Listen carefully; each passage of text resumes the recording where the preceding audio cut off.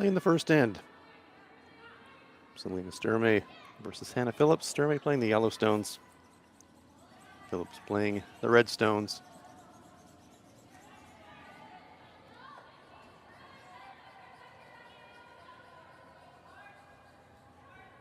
Danielle Schmeeman trying to protect the stone there on the pin. Leaving it half open though.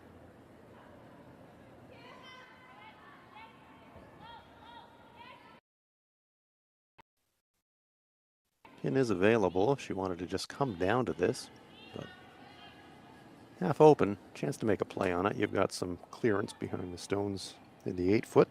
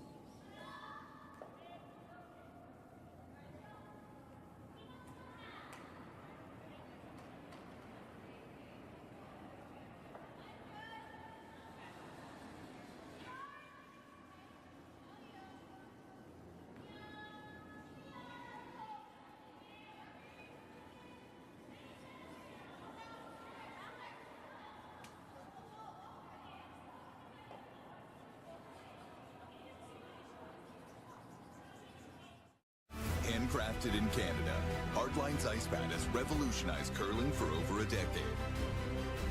Engineered with top-tier precision and durability, it is backed by an unmatched 10-year warranty. Designed for curlers at all levels to sweep effortlessly with maximum efficiency, it is trusted by the world's best curlers, including Olympic and world champions. It is quite simply the best broom in the game. Hardline. Join the revolution.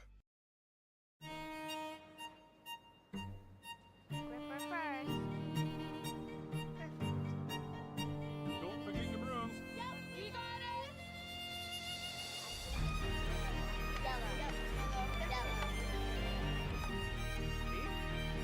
Come on up. Okay, well, what do you got? You got one, you got two, yeah. Just one more throw, please. You make moments like these possible. Calling all curlers, novice to pro. Ashland Curling Supply's patented rotator disc system lets you customize your slider right in the store. Velcro attachments make it easy to find the sliding platform that's right for you. Shop Ashland Curling Supplies, 700 McPhillips, online at ashland.com.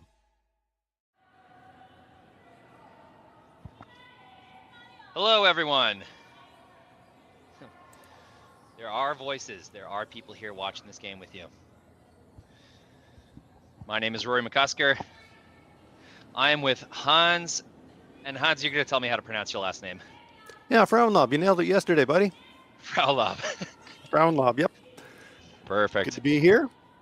And yes, there are voices, and we saw Abby Phillips with a draw for two in the first and just threw it through the rings. So after a great chance to start and get a couple on the board, just let that one get away. So Sturmay with hammer here in the second. Indeed it was. A little bit of a warm-up first end for these teams. Didn't really seem like they were too comfortable. Well, yeah, when you're coming up the C road and you know that it's winter stop, you know, that sometimes makes the start of the game a little bit tentative, but they've had a lot of curling this weekend, so they should be pretty accustomed to the ice conditions by now. Sixth game for Sturmay.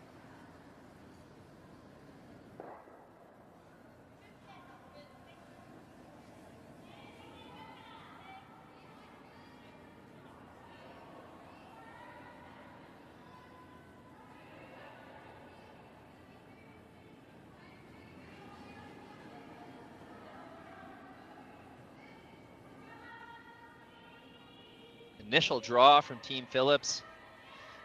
Those over curls. Couple feet. Really good depth, but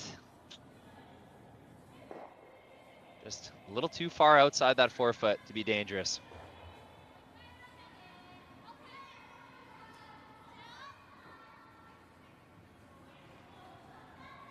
Good chance to use this corner guard.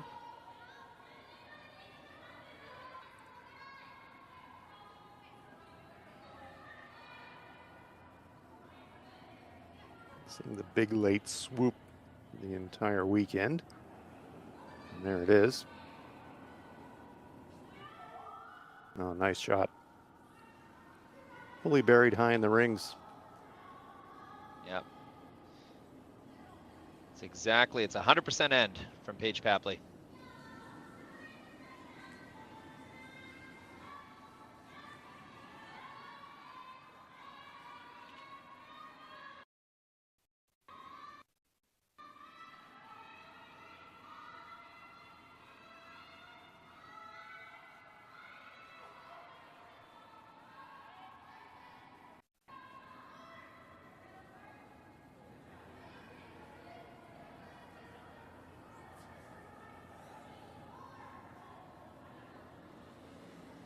Just ticking the center guard. Kind of pushes it to a better spot, and the shooter protects the stone in the ring, so not too bad of a result. Really didn't miss the shot by much. Call was a freeze on their own. You can see the call back though, Rory. The way these are angled, you can kind of get a 2-for-1 here. You can run the front, double off the shooter, and roll your shooter to protect your shot behind the corner if everything works out perfectly here. not feeling too much like a steal at this point.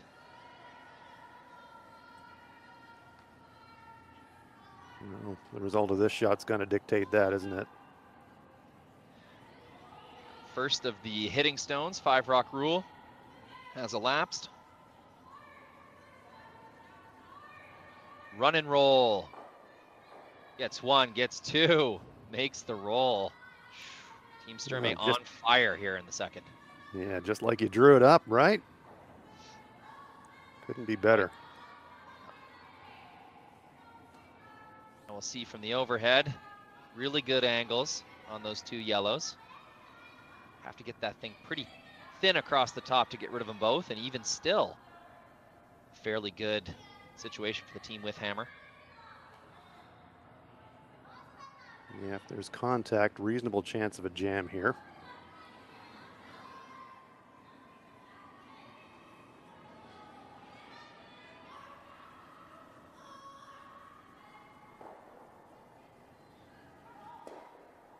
Gets the top guard.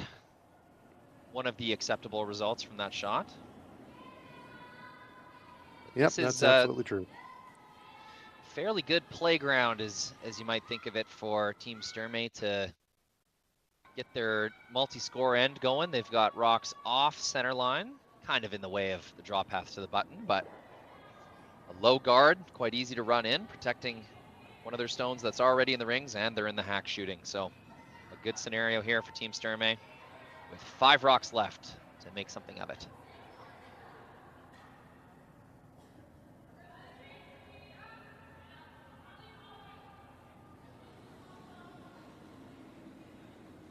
Yeah, the play is definitely around that tight red. The debate is, how deep do we want to go? Do you want to leave it high in the rings? You want to take it deep?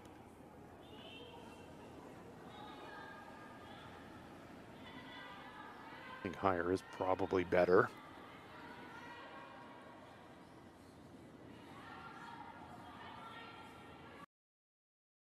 You go deep and then you bring the chance of the pinball triple into play.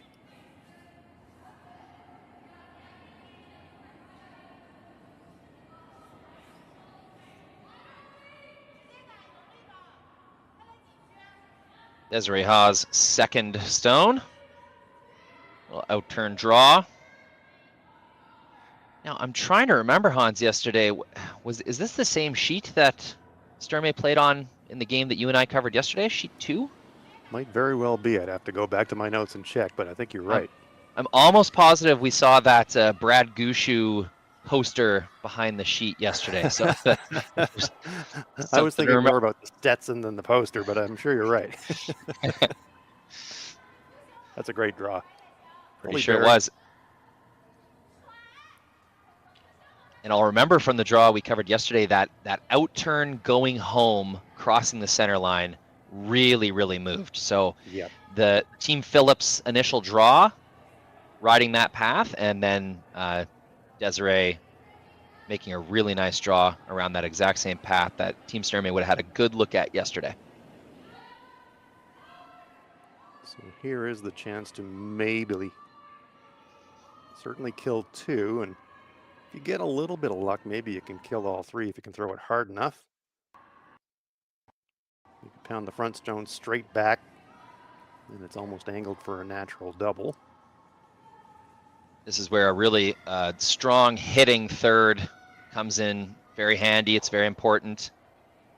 Gets 1, gets 2, does clear 2 yellow stones of the rings. That's an important shot at a crucial point midway through this second end.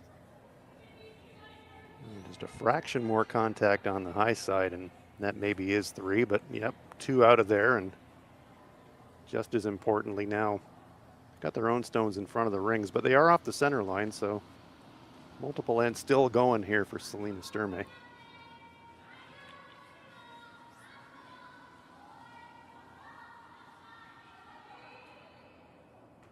Treat those front red stones like corner guards.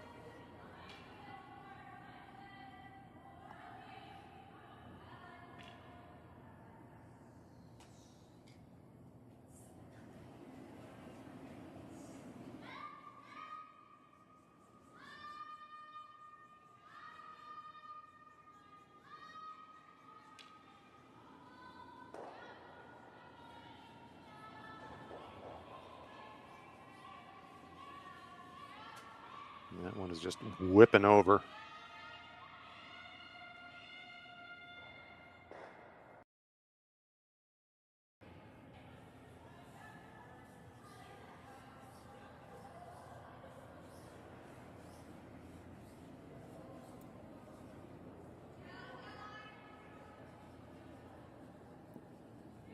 Chance for Hannah Phillips to get out of jail here.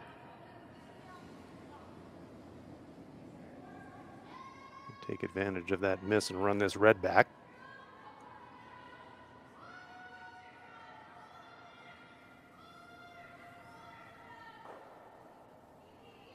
Makes contact with the top and just breezes by. Really close attempt. And not a bad result either. Now that rock's going to be available to hit later on. Good comeback. It was, but yeah, that was just really just a half a centimeter from good. And those run backs, that's it. You just got to be precise, right? And we've just seen the rocks moving so much. Nailing a run back, hitting a contact point that has to be absolutely precise is pretty tough.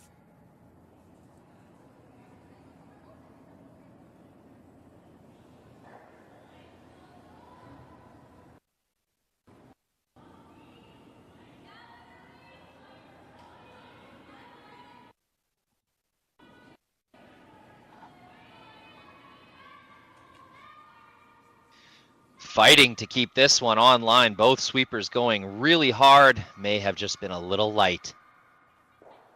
Does crash the red rock. Let's take a look at who's laying what. We'll tap the redstone in. Shouldn't be too important, but I guess now that I do the math. Important. Yeah, that's your force right there. A little redstone clinging on the edge of the 12-foot. Yes, good point, Hans. Yellow is splittable against it, but yeah, that's a factor.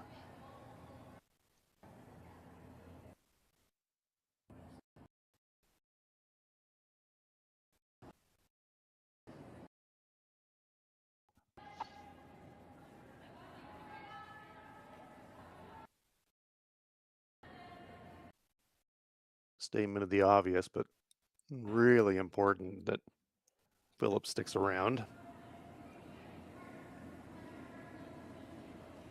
Fine to be in the open. You don't need to roll for cover necessarily here because you've got that second counter on the rings now.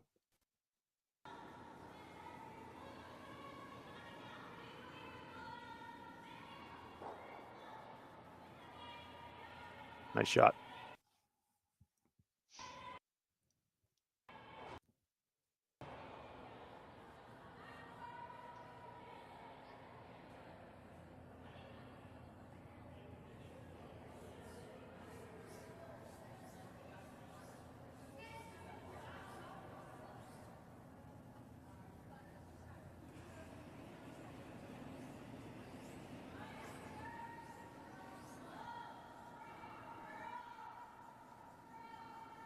And it looks like in this even end, the first even end of this game, Team Sturmay is deciding we're going for 2.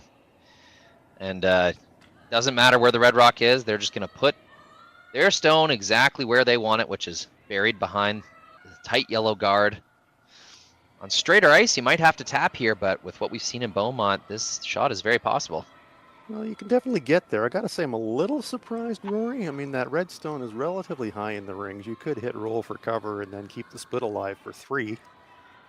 But confidence in draw weight and, as you say, lots and lots of finish. So this is a valid way for 2.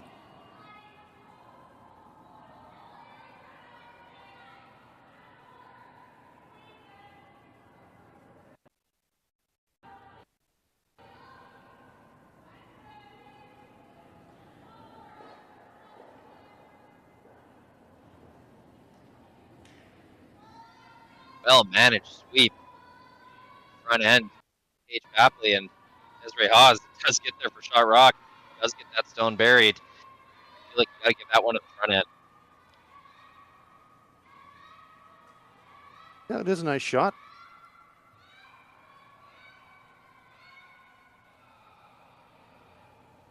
makeable double on the 2 yellows. You'd get a little uncomfortably close to that front red, trying it to go across the top, but is there if she wanted to play it.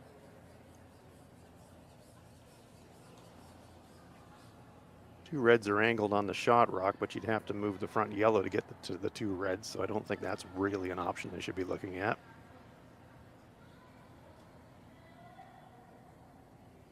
The result is really good. 2 reds in the rings, 1 buried. But yeah, difficulty level definitely pretty high. With that biter in the top 12, you think the easier shot might be to just double off those 2 yellows that are lined up down the center line. That's what I'm playing all day. Yeah. Challenge is you really need to go across the top of the back rock to make, because you come to nose and you slam it on the right-hand side of the yellow as we look at it from the overhead. That's just going to spill over on top of the red and jam. So if you're going to make the double, you're going to have to go across the top of it. To do that, you're going to come pretty close to that front red that's biting, but I think the angle is definitely there. And if you do make it that way, you probably get the bonus of spilling over in front of your shot rock as well. Ah, yes, very true. The shooter roll. If you make it absolutely perfect, it might be good enough to take away the draw path on the intern side. Yep. So I think you got to make a play at these 2 one way or the other. I mean, even if you nose it and stuff it, you're at least making her make a play at your shot rock now, because red would be shot if it was yellow straight onto the nose of yellow, I think. Taking a long look at this.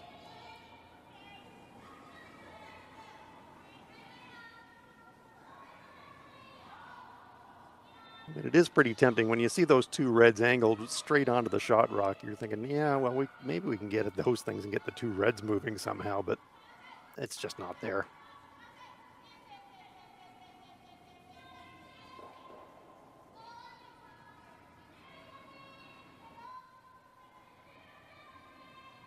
The ideal contact point, just about 1 centimeter on the brush side of center on the front yellow stone. Go across the top of the stone in the back, roll your shooter to the left. They have arrived at probably the simplest, most direct conclusion. And here we go, big shot. Team Phillips.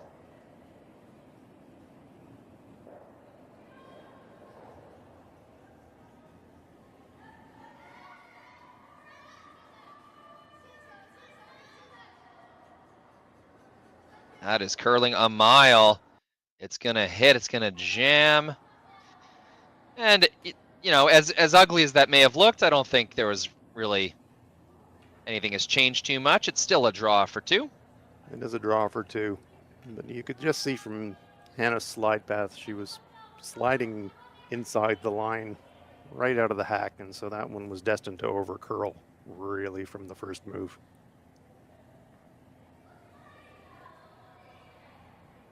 But you're right, not too much more damage done. It is a draw for 2. As we saw in the first end, draws for 2 aren't necessarily automatics.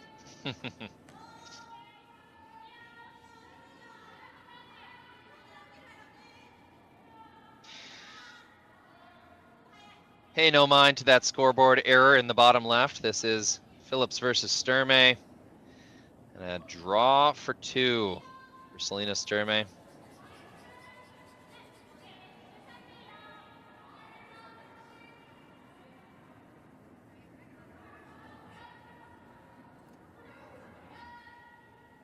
Just throwing down this general path, so she'd have a pretty good idea of the weight. Well, talked about not automatic, and that was not good. No. Another missed opportunity for 2 points. The Skips have traded fairly ugly misses. 2 ends gone. Score is 1-1. Team Phillips will have hammer when we return.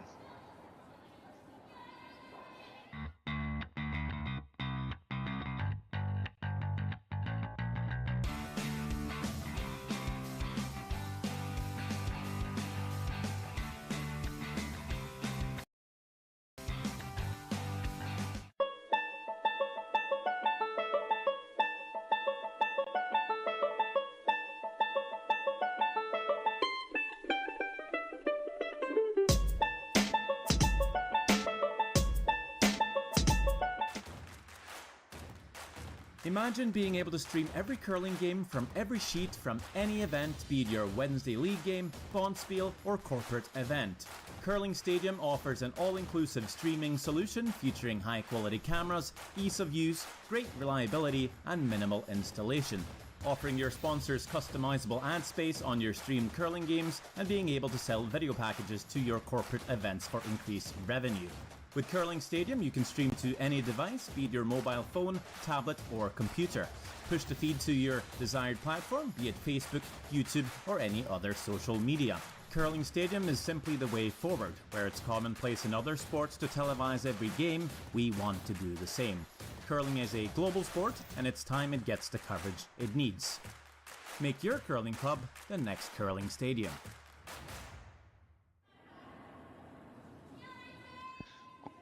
You are looking at the Beaumont Curling Club, Beaumont, Alberta, the Hack2House Alberta Curling Series Major women's event, following up the men's event last weekend. It's been a busy club these last 8, 9, or 10 days or so. And it is Saturday, which means do or die time for these two teams. You're absolutely right, Rory. Winner of this game will go into the C final, and then the winner of that game will qualify. So, yep, it is do or die time in Beaumont.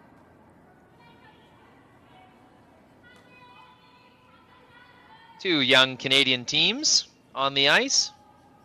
Always fun to watch these teams develop and turn into their own kind of styles and identities.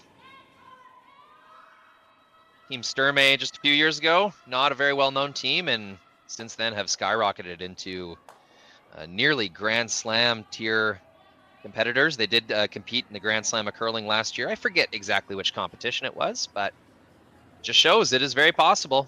Hard work and commitment to the game, you can achieve curling goals just as a regular old person, Hans.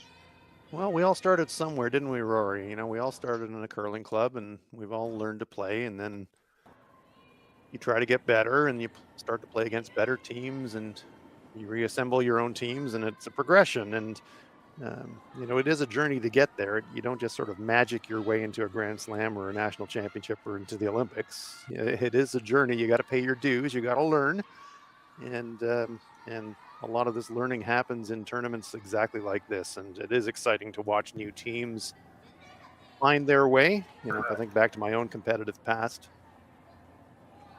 just experiencing having success at another level is for a lot of teams a very new feeling. And once that happens, like it did for Sturmay last year, things can really go from there. Self-belief is such an important thing. When you're seeing great curlers and you're growing up watching and admiring them, and all of a sudden you're playing against them, it can be a bit daunting. But then when you go out there and you have a success against them, all of a sudden you start to believe in yourself and you believe that you belong. And this is very much what the Alberta Curling Series is all about for me.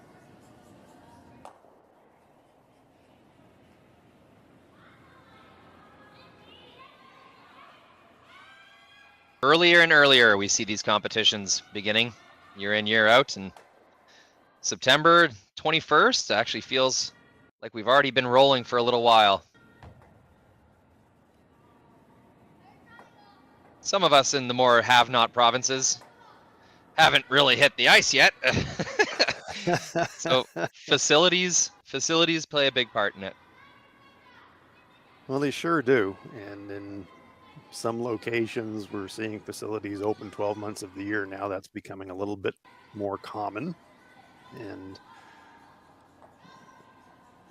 I don't think our sport will ever turn into a 12-month of the year sport, but certainly the competitive season is extending earlier and earlier for the folks in the northern hemisphere. Of course, in the southern hemisphere, you know, curling in July is a normal thing.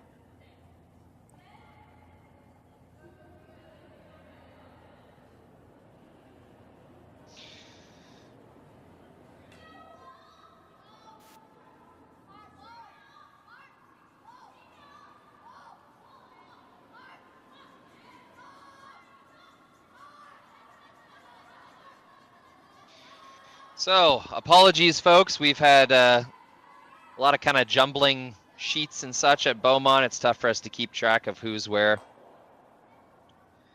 Just want to clarify that we do have Team Booth throwing the Redstones. Team Booth, my apologies.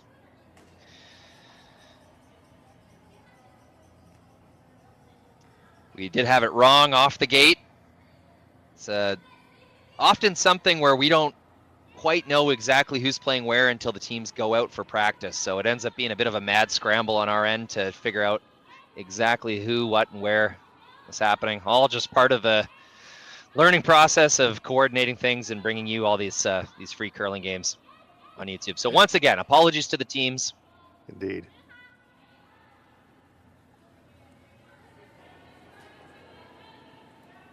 My partner Hans here can only see what we show him, so it's tough to keep track. Exactly, and you know, we were mentioning September. We do notice some teams haven't quite got their yearly uniforms figured out. That makes it even more difficult to identify who is where. And as we know, as you're about to hit the ice for a competitive game, you're not so interested in making sure that everybody else around you knows what's going on. You're in an athletic mindset. You're trying to get those practice stones, get your draw weight, work with your team, and you know, we can't blame the athletes for just paying attention to what they have to do out there. No, fair enough.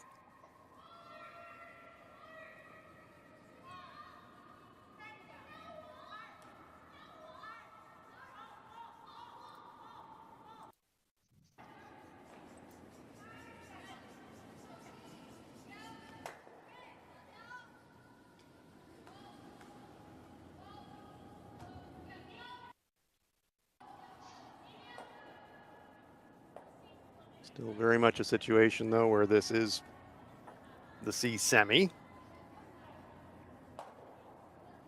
So the game situation very much the same for both teams here. Win to stay in.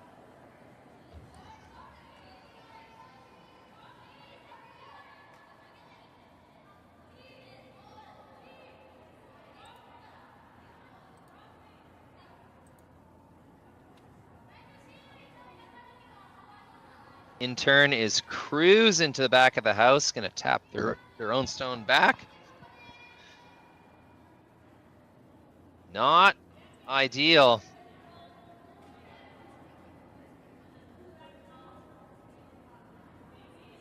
It was somewhat unlikely that stone was going to count anyway, but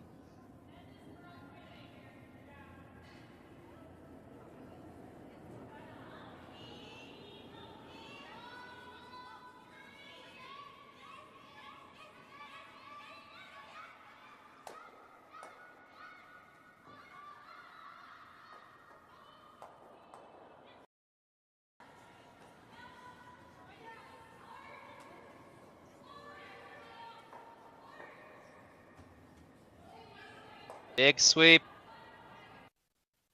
Gonna sit right on the nose. A little bit of an opportunity to, yeah, move 2 yellow stones and situate themselves quite well around the corner guard. Yeah, it's almost automatic if you can get half across that yellow stone that's in the open. Kind of shave the guard to do that, but even if you were just to roll on top of the second yellow stone, pretty good spot. You'd love to move it if you could, though.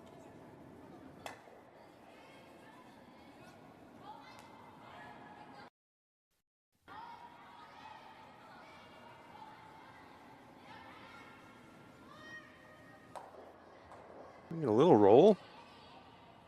It's pretty useful.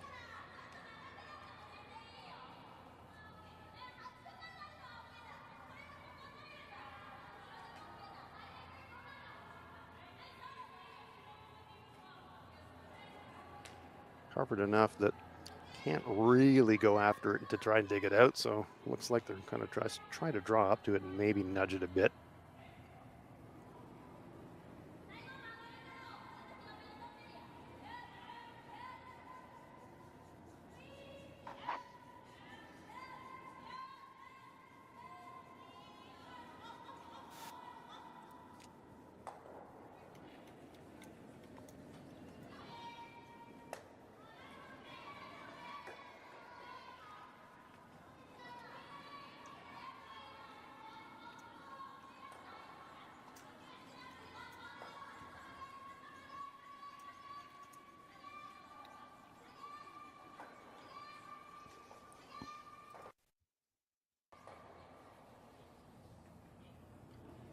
chips the red stone, rolls herself out.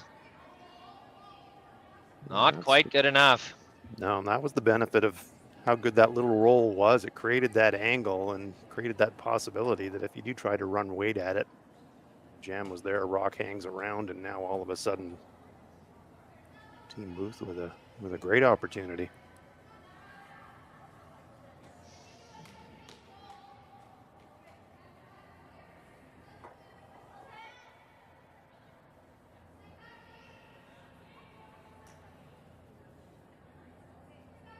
Interesting, Rory. They seem to be looking at a split here. Well, let's take a look.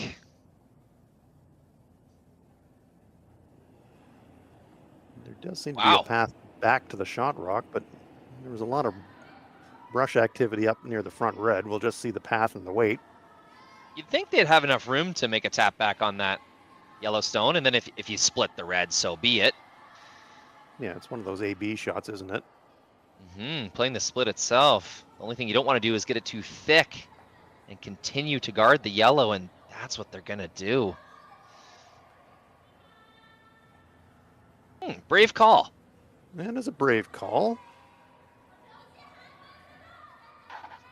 I mean, it is the way that you can kind of come up with a 4. You know, if you're going to take that kind of approach as opposed to playing just directly at the shot, then you are saying, okay, we're just doing this because we're just going to load up the house and accumulate, which is not a bad play. I mean, there's lots of room in the scoring area, all kinds of trouble for Sturmay. So lots to think about here. You make a play at shot rock, a little bit wide, you jam, and then you're into a jackpot. Come a little bit narrow, you wreck, and then your opponent's got a chance to lay 4. So even though the shot rock is still covered after that split attempt, still a lot of work to do here for Team Sturmay. Yeah, it's been an interesting kind of dynamic this end. The Booth team, right from the second stones, was really prioritizing counting their stones that were in the 12-foot, even though it seemed unlikely those stones would count by the end of this end. They made calls to keep those stones relevant, and it seems to have paid off. Team Sturmay will. Yeah. Sorry, Rory. Certainly something that I always like to do as a skip. You know, I loved accumulating stones in the rings with hammer, because you never know that the chance that you can use them in some way. They're accumulating as a scoring threat, but then you can kind of jump off them, you can freeze to them, you can run them. So having stones hanging around always gives the opponent something to think about.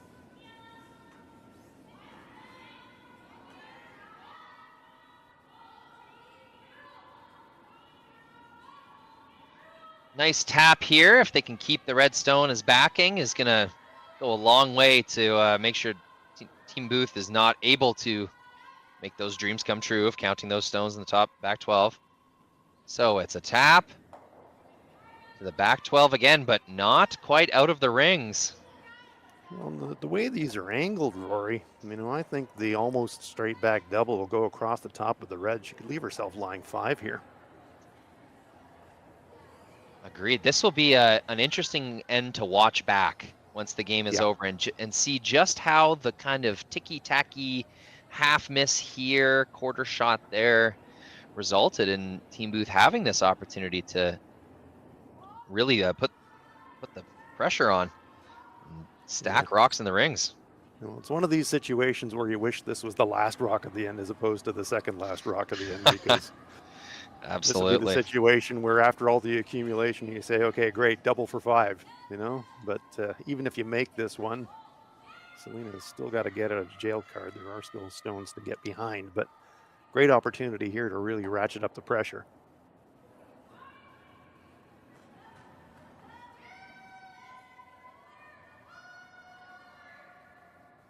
Sweeping this one hard, trying to keep it straight. Will overcurl the double. Will it even get a single rock? No, she chips off her own. And that was the shot that would have made this end. It was, and unfortunately for Claire, you know, for me, the pro miss there is a miss wide as opposed to a miss tight. miss Had to wide, get rid hit of- a quarter of the yellow, then you're maybe going across the top of the back yellow. Yeah, had to get rid of a yellow there. Would have been really Yep. nice to keep your shooter in the relevant scoring area as well. But they will get neither. So that's a real let-off for Team Sturmay. Not out of the woods yet, but you'd like to think if they can wedge a third yellow stone in there, it would really neutralize any chance of a big multiple for Claire Booth.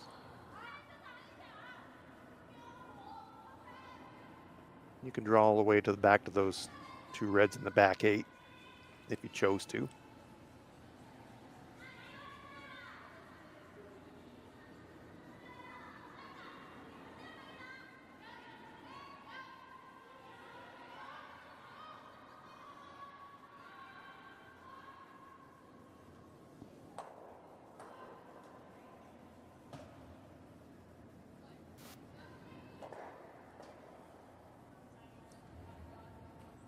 So Selena can make the adjustment. Had a really heavy draw attempt to try and score 2 in the previous end.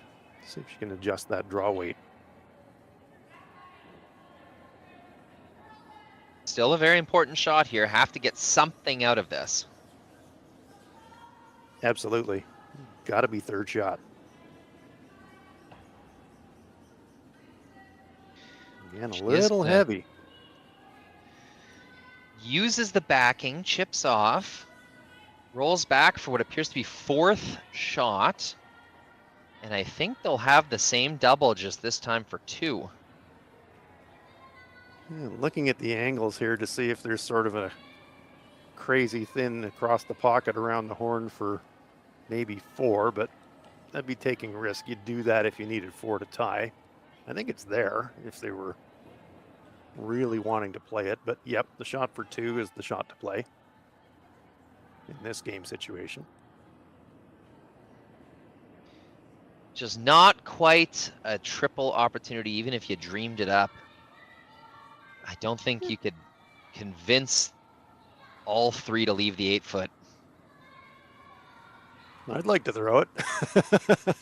See if you can ever squeak the top one just barely through the I think the hole. top one goes across, 2/3 across the top of the one behind it, and then it'll just go sideways and across the face of the third one. I think that'd be the way to make the triple if you wanted to try it, but the double's the play. Wow, and this is really curled back. Unbelievable sweep. It's going to hit. It's going to jam. That was a tough double. You had to hit it just right. And it's going to be 1 for sure. Will they take a look at 2? No, it appears to be a score of 1 for Team Booth in the third end. We've had some wild situations so far here in Beaumont. Well, for our sake, let's hope it keeps going that way. When we return, Sturmay will have hammer, 1 point down in the 4th.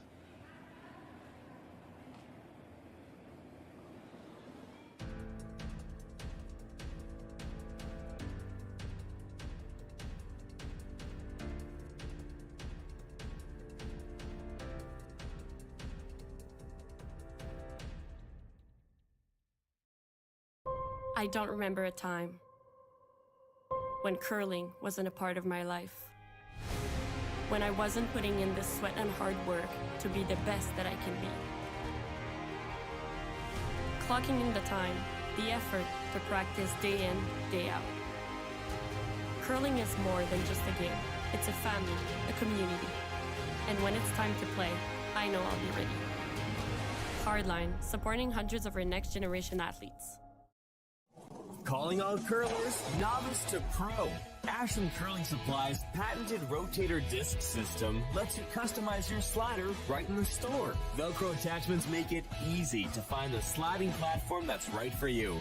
Shop Ashland Curling Supplies, 700 McPhillips, online at ashland.com.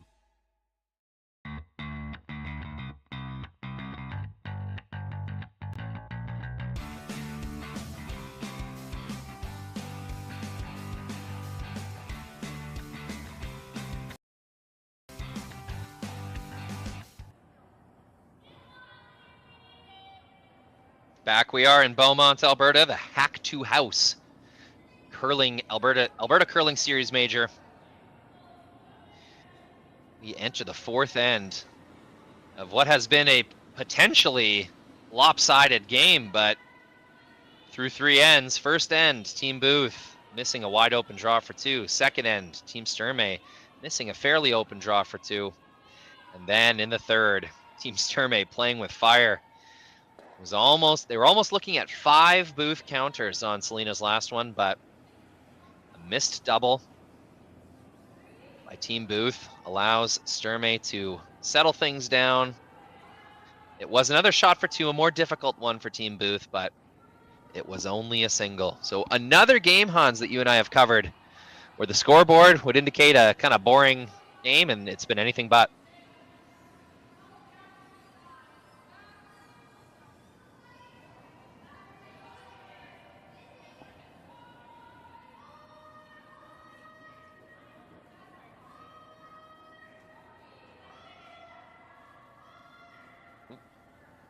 Getting my camera angles a little confused there.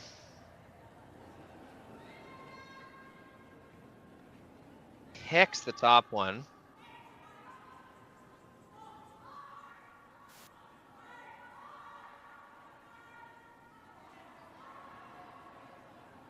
Oh, Mr. Grant, I do believe you are muted.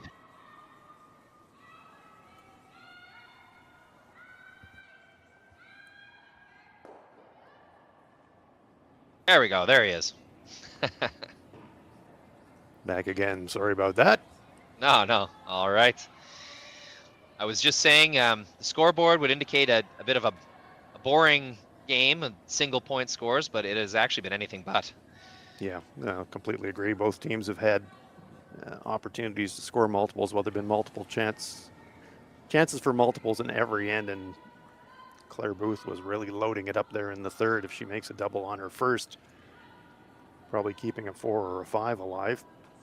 Didn't quite make that, but yeah, there's been lots and lots of chances for offense, and this end shaping up in a very similar way.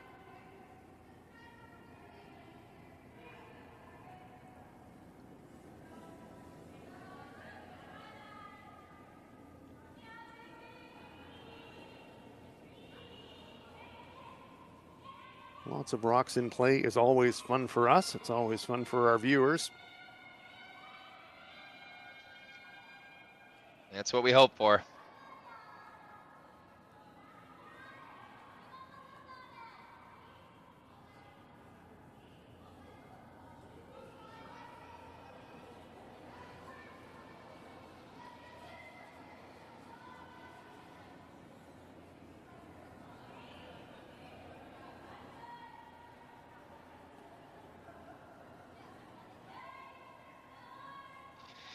There's that out turn crossing the center draw path again. We can see how far that rock curled, overburied by over a stone. Stone and a half almost. Yeah, I was thinking the same thing as it was coming into the rings, Rory. There's that huge late finish. Team Sturmay opting to go for the double while it's available. Can't blame them. That center guard, though, that's the more dangerous stone, I would say, but to double these off and sit 2, just too tempting. So that's what they'll go for. Big sweep here. Guard. Just barely gets by. Rolls the opposite way as intended, but makes the shot nonetheless. Yeah, nice shot there by Desiree House.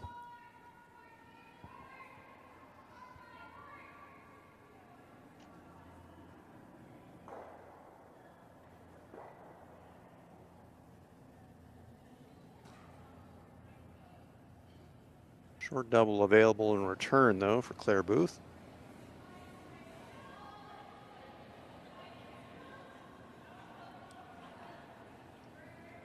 Sydney Libbins giving it a go. This one's going to catch the corner guard, though. Well, things pinballing everywhere, Rory.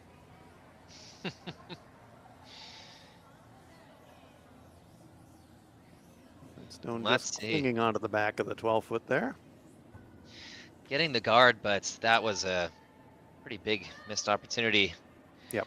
To double those stones off and keep your center guard in place. Now we've got stone in the back of the rings, a kind of 4-foot line guard and 2 Sturmay stones sitting along the wing. Quite doubleable. Would you ever address those angles, Hans, and maybe tap your own? Or do you Well, think you got a it's choice now, so I think you could. You're right. Those 2 yellow stones are almost doubled to automatic.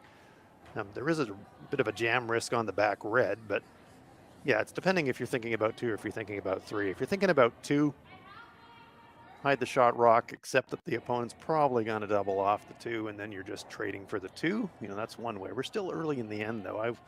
You would think about moving that yellow shot. You could try a little thin split or feathering it. You could get really conservative and just try to draw to the wing wide. Take the play away entirely from that red stone.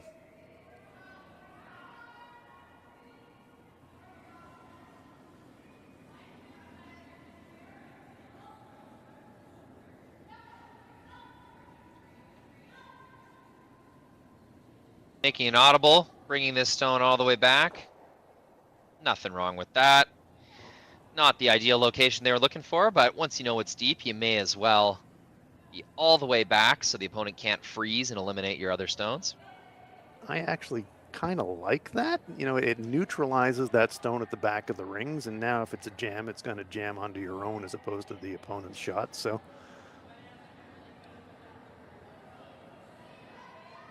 Yellowstone's probably going to hang around even if this one rockets one in towards it. Looking a little thick. Sweepers try to keep it. Ends up frozen, hit and roll frozen, so did not make the shot that was called, but ends up in an okay spot. That's going to more or less eliminate the Yellowstone at the back of the 12-foot. That's Could have true. got really... Go ahead. No, sorry, Rory. I mean, here's the thing where if you're saying, am I playing for 2 or am I playing for 3? So if you're playing for 3, then you do maybe try to make a little bit of a chip play on the red-yellow and get some separation and spill it and move them around a bit. But if you're happy for 2, just whip around the red, which is what they're electing to do. It's a safer play for sure.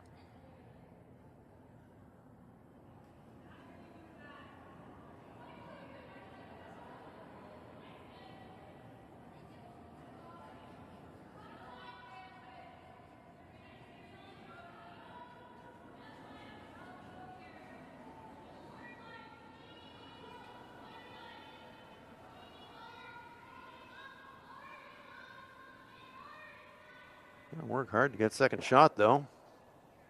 Big snowplow sweep isn't quite enough to get there. Less than a rock away from being second shot or shot. Ooh, I don't know about this. I'm not sure I would be touching that scenario if I was Team Booth. Well, the red-yellow's an automatic. You know you're going to get rid of the yellow, but if you're going to play this shot, you had better make a very good roll and get big separation between the 2 reds and not leave a double back. I would be scared that the red would be bouncing out of the rings or at least the outside 12-foot. They're pretty well frozen, so it's probably not going anywhere, and that's shooter spilling, and this is exactly the scenario now. You've basically invited Team Sturmay to score 3 with that shot decision. I can't figure that one out. I would think it's not a bad play, but you got to get the inside roll. If you're going to play that shot, you're saying, I'm going to eliminate and I'm going to roll underneath the guard and lie 2-1 covered. Just you're electing to play that shot. It's a tough shot.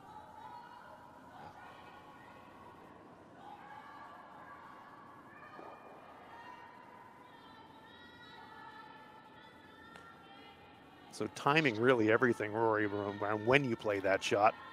And I think from your reaction, you wouldn't have played that shot then. Maybe you play that shot on your final stone of the end, but maybe not at that point.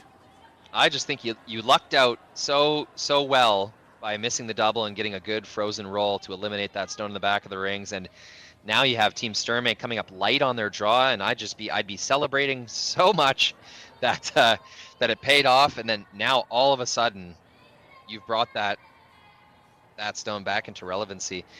Another kind of confusing thing to me is why Sturmay wouldn't hit that thing in lie 3 right there. Absolutely. Absolutely. By this stone going to the back 12 foot, now there's a really inviting little pocket. You can just follow that one down, sit on top of it, and it's almost an automatic force. Almost opposite world, I think. It is kind of opposite world here. Team Booth threw the shot I thought Sturmay should play, and Sturmay threw the shot I thought Booth should play. So, I don't know. Maybe I'm upside down here. No, that's you, Hans, on the other side of the Yeah, that's hemisphere. right. Now I'm upside down. Hans joining us from New Zealand. Whereabouts in New Zealand, Hans? I'm in beautiful Auckland, New Zealand, where we are just coming into spring. Oh, lovely. Early summer. A great opportunity here for Team Booth to really grab control of the end. A good draw here is going to go a long way. The line looks good. Will the weight settle? Will they take it to the back? Settles in back 4. Not a terrible position, but there might be a tap opportunity there still with how hard we've seen this outturn come around. Well, I'll tell you what, and I'm not sure they're even looking at it. You've got a pretty natural cross-house double as well to leave yourself lying 4 if you're really wanting to go for it. Absolutely. What would the risk of missing that be, Hans? Well, I don't think super high, because as long as you're hitting on the inside of the top red, if you're rolling across into the 4 foot, then even if you don't make double, your second shot. But you'd make that play if you were still thinking about more than 2.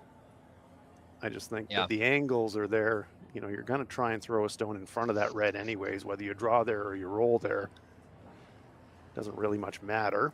Draw, you've got a higher degree of confidence that you can throw it to that spot. But, it's like the previous end when Team Booth had those stones accumulating. For me, it's always a bit of a lost opportunity when you've got the hammer not to keep a big multiple alive somehow. Team Sturmay could be thinking, we're the higher ranked team. We should, it's the 4th end. Let's not allow a momentum shift and allow a steal in the 4th to go down 2. So they might just be thinking, hey, let's just do everything we can to make sure we're going to score at least 1. Yeah, scoring always the most important thing with hammer. Really nice freeze. And like here, bring it right to the lid of that red rock, and all of a sudden it would appear all of those outside stones that we've been thinking about all end are not to matter at this point. Yeah, really couldn't carry it down any better than that. Perfect freeze, but still a chance for Claire Booth to lock one on top and get the force.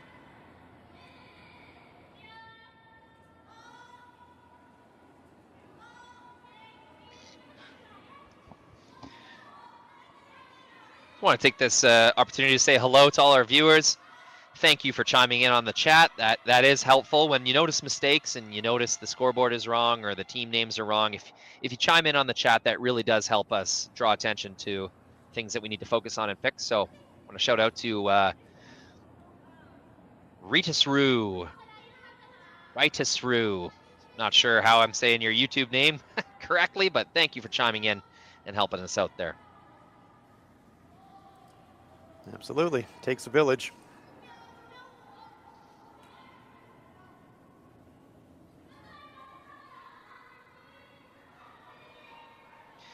They don't want to bounce. Excellent. What beauty. What a well-managed stone. Yeah, fantastic shot. Back-to-back beauties. Now, if Selena Sturmay can throw the rock pretty hard, Hans, that cross-house double you were looking at earlier, if you threw Kevin Cooey to your weight, do you think you could get those reds flying? Gosh, I mean, you'd have to hit the red on the button almost past the midpoint of the rock to make. I just think the angle red-yellow is just a bit too steep to think about something like that.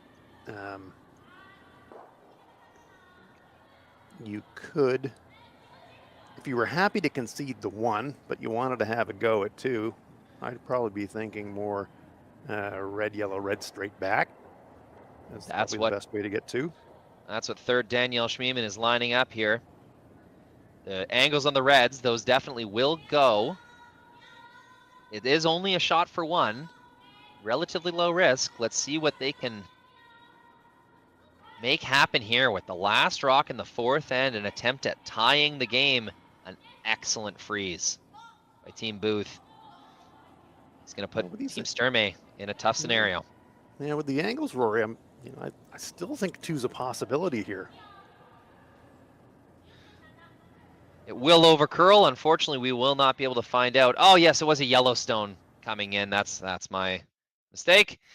Either way, it's a steal of 1 and a 2-point lead, holding the momentum. Is Team Booth holding the hammers, Team Sturmay, at the halfway point here in Beaumont.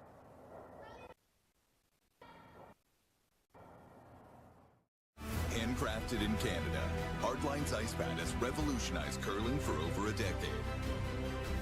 Engineered with top-tier precision and durability, it is backed by an unmatched 10-year warranty. Designed for curlers at all levels to sweep effortlessly with maximum efficiency, it is trusted by the world's best curlers, including Olympic and world champions. It is quite simply the best brew in the game. Hardline, join the revolution.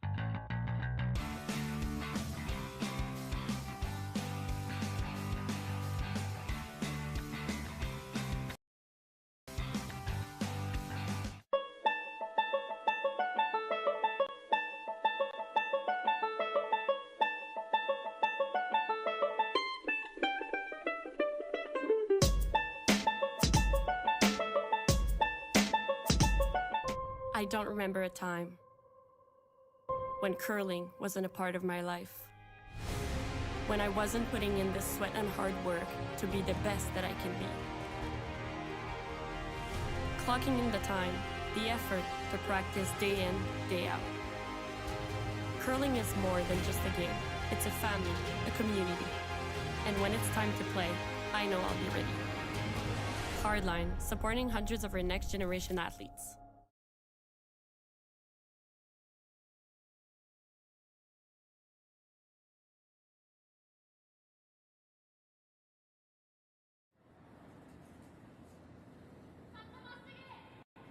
Teams resume play here in Beaumont, Alberta. It is the Hack2House Alberta Curling Series major event. Weekend previously was the men's event.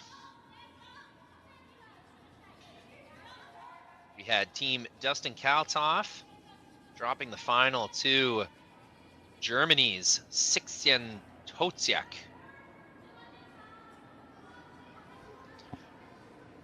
In an entertaining final battle. Who will make the final here in Beaumont women's event? We will find out later on Sunday. But first, you got to get a ticket to the dance, and that's what these teams are fighting for is a qualifier spot. We join the fifth end. Scoreboard will be updated in a moment, but it was a steal in the fourth for Team Booth. Playing with fire a little bit, Team Sturmay looked like they had some orbiting stones that they were looking at counting, but with a great draw around the guard and then a freeze on Selena's responding draw, Team Booth scores a steal in the all-important fourth end. And that's where we find ourselves here in the fifth. Back-to-back terrific freezes. Selena Sturmay made a fantastic freeze in the previous end, but then Claire Booth made an even better one. Selena tried the run back for 2, didn't make it. And that control point is swung in favor of Team Booth, and they're up 2.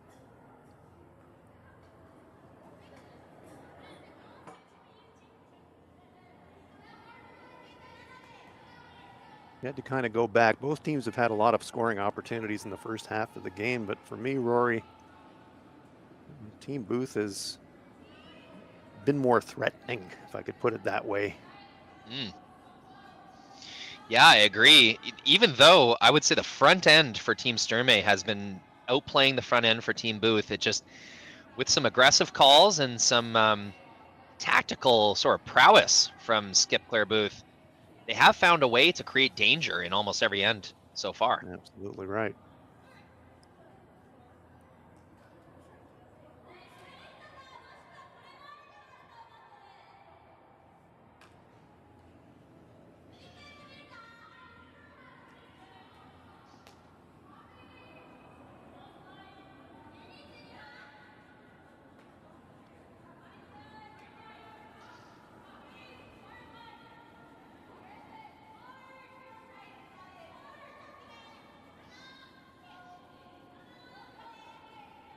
Just game of chicken, ticks. right? Yeah. Sorry to jump in there, Rory, but yeah, ignoring the 2 stones on the 4-foot, saying we're going to use our corner guard anyways. And it may have been worth it if they got around, but no, that'll leave a hit and roll. And if Team Booth can roll this thing back to the center line, it's going to be a pretty good steal force scenario with not a lot of danger the other way.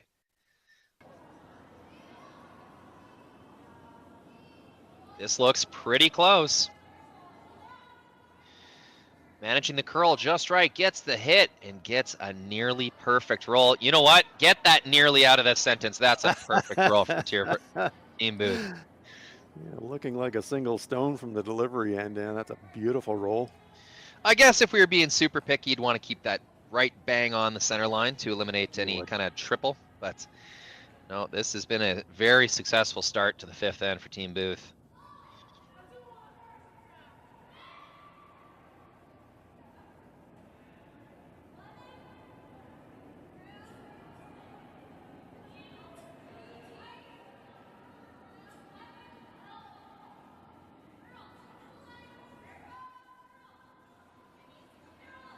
It's got some curling to do.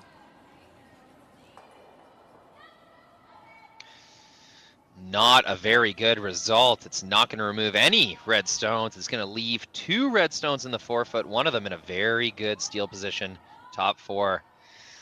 And we're going to see a bit of a scoreboard call here, it would seem. Yeah, I was thinking Feeling the the same corner. thing. I was thinking the same thing. Claire Booth, no hesitation, saying, here's our chance, folks. Lose this corner guard. Keep everything in the rings. I'm sure she is tempted to guard those really good-looking red stones down the center line, but especially for a young team, might have her coach's voice screaming through her head, peel, Claire, you're up 2. Well, the corner guard is the danger shot. This one, unfortunately, I think is going, well, is she going to cover her own? Didn't really want to leave a front stone, but if you're going to leave a front stone, you're covering the shot. Jams on the back, though, leaving that yellow one in play. I'm pretty sure I did see, I'm not sure exactly, they may have just been catching rocks, but I almost thought I saw a kind of tennis tier apology. Sorry, that's not what we intended to do.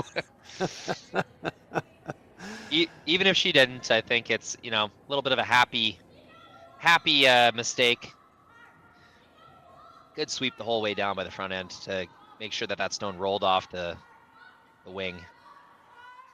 Yeah, if you're going to have a guard, if you're Team Booth, you want it to be a center guard, and you want it to be your own stone. So good result, neutralizing the corner guard.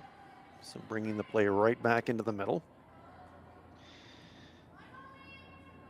Making 3 red rocks move here would go a long way to regaining control of not only this end, but this game for Team Sturmay, who's been on a couple ends sort of on the wrong side of luck and on the wrong side of momentum. So they need a big one at some point.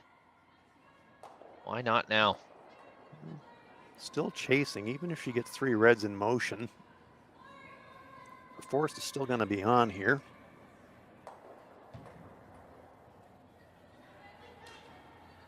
And it was high time for some luck for Team Sturmay. Hit that stone on the opposite side they were intending, but still got red stones moving. It is a center guard, but it's nice and low, quite easily run-inable. Team Sturmay, unfortunately though, the 2 reds that they moved didn't quite get to a point where the yellow stone at the back is going to be shot rock. So shot 1 and 2 for Team Booth. In the hack, throwing a draw around the center guard. Still feeling pretty good, Team Booth, about how this end is going.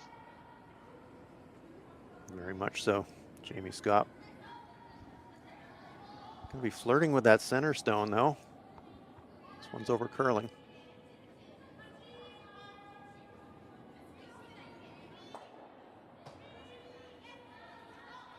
Actually curled across the face entirely of the guard stone.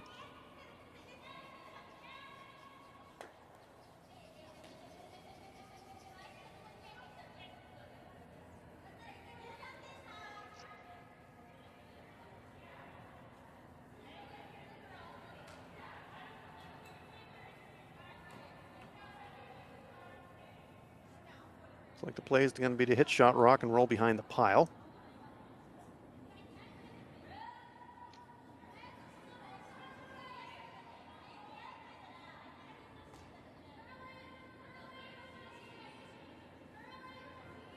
Might have a double in mind here, Hans. Thin double's definitely there. But even rolling behind cover is definitely bringing 3 back into the equation for Team Sturmay. Yeah, you really cannot afford to lose this shooter. This shooter's got to stay in the ring somewhere, somehow. Looks like Selena's changed her mind. Was it too late? Had the curl sweep going 3/4 of the way down and then changed her mind at the very end. May have underestimated. At some point you're thinking thin double and then you're thinking, okay, play for the roll. So yes, the AB on the line call is always tough. Got it half hidden. The amount of curl that we've seen, Rory, you'd have to think that is still accessible with tap weight. Be just as happy to sit right on top of it.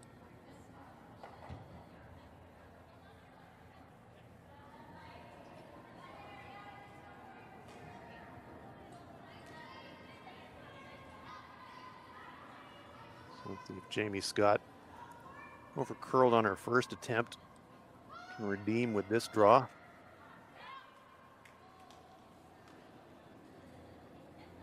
Again, coming up light, and it's over curling.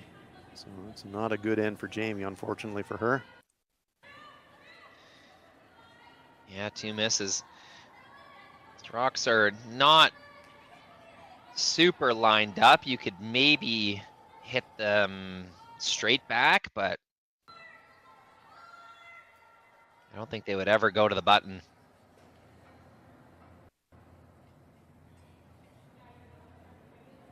Well, now it's definitely a green light situation for Team Sturmay. You got all kinds of room in the scoring area. You've got stones up front. You got shot rock. You've got a tappable stone. You can go around it. You can promote it. You got lots of options all of a sudden.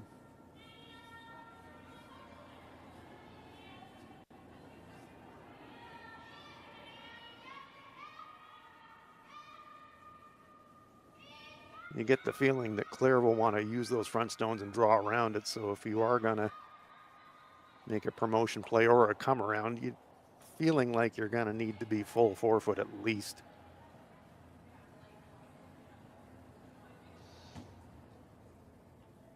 Yeah, it's an interesting kind of discussion for Team Sturmay. They're really looking hard at this center guard. Of course, other options would include drawing around. Yeah, I think in this situation, I'm probably electing the draw around. They seem pretty concerned about the way those reds are lined up. They keep tapping the second red and seem to be making it a priority to move that thing out of the way. I'm not exactly sure how dangerous those two are. Yeah, looking at this angle, it looks like the two reds are angled to go across the top of the shot rock at the back. And if you stick your own front 4 foot, it's not really a factor anyways. So, yeah, you need to be mindful of that. But I agree, it's not the highest danger priority. I'd rather make them look at two fully guarded. Some frustration may be setting in here. Team Sturmay not comfortable being down 2 with only 4 ends to play. They might be trying to make a lot happen here. Yeah. Well, whether it's draw or tap or split, if you're lying 2 after this, you are keeping 3 alive. So, it's a question about what do you feel most confident in.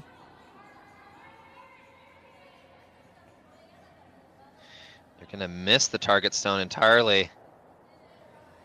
Going to get lucky and wow, smash the back one on the nose.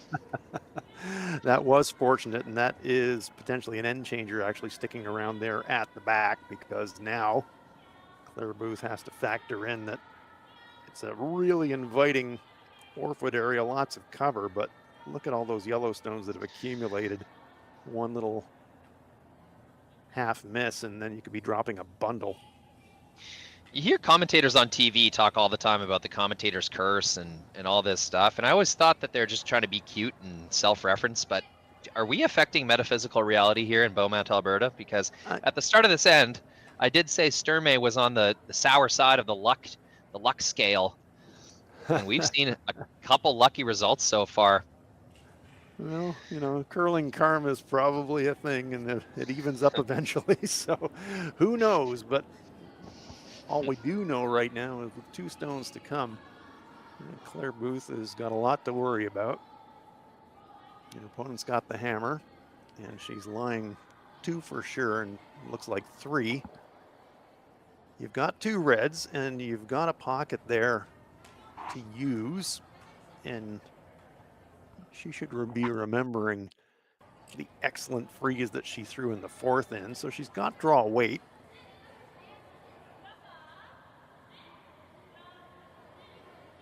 And I think this is the right call. Go around the pile, leave a good angle. If you could leave yourself front button, even if you showed a quarter, as long as it's angled to run back in on the stone in the back 8 foot, you can neutralize a lot of options for Sturmay. Sounds easy though, you got to throw it to a spot. It's a tough shot, but just so many jam opportunities back there. It's going to be really good to get one sitting there. Can't forget, though, that low center guard. You can still get to the nose of it for Team Sturmay. That's a run back that might be for a bundle. It could very well be. That's why it's quite important to get this stone fully behind cover and actually over curl the yellow. Front guard. Line looks really nice. Can the sweepers put this in the perfect spot? They were sweeping it really, really hard right up until the 8 foot. I think they may have just got a little excited with that one.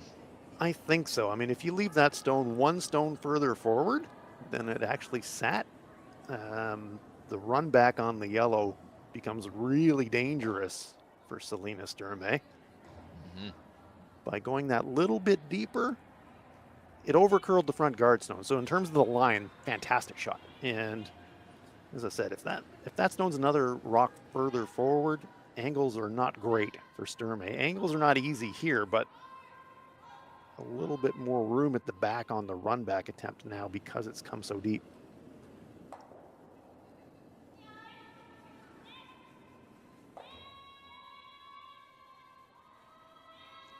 A great draw by Claire.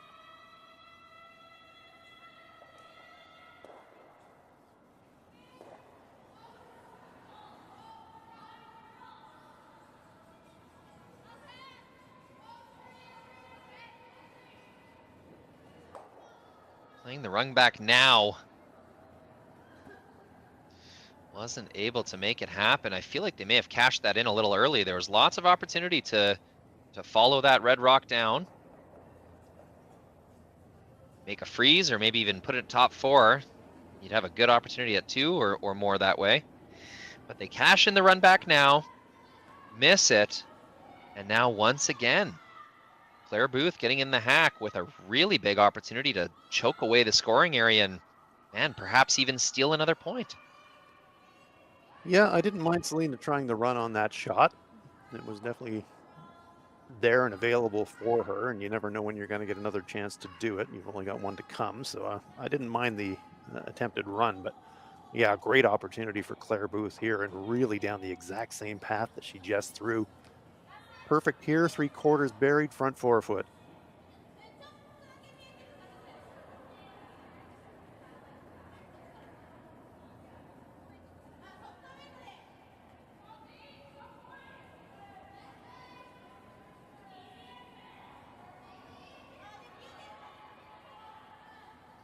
Line looks really good.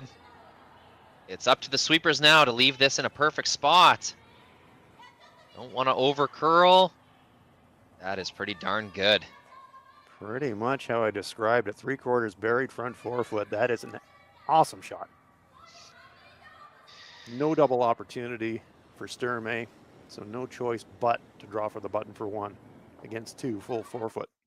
Great shot from Claire Booth. I mean, outside of that missed double in the first end, Claire, I think, has been the best player on the ice. Yep, she has, of all the athletes on the ice, she's got both line and weight dialed in on her draws. So yeah, Always helps to have a hot skip. Can cover a multitude of sins, can't it?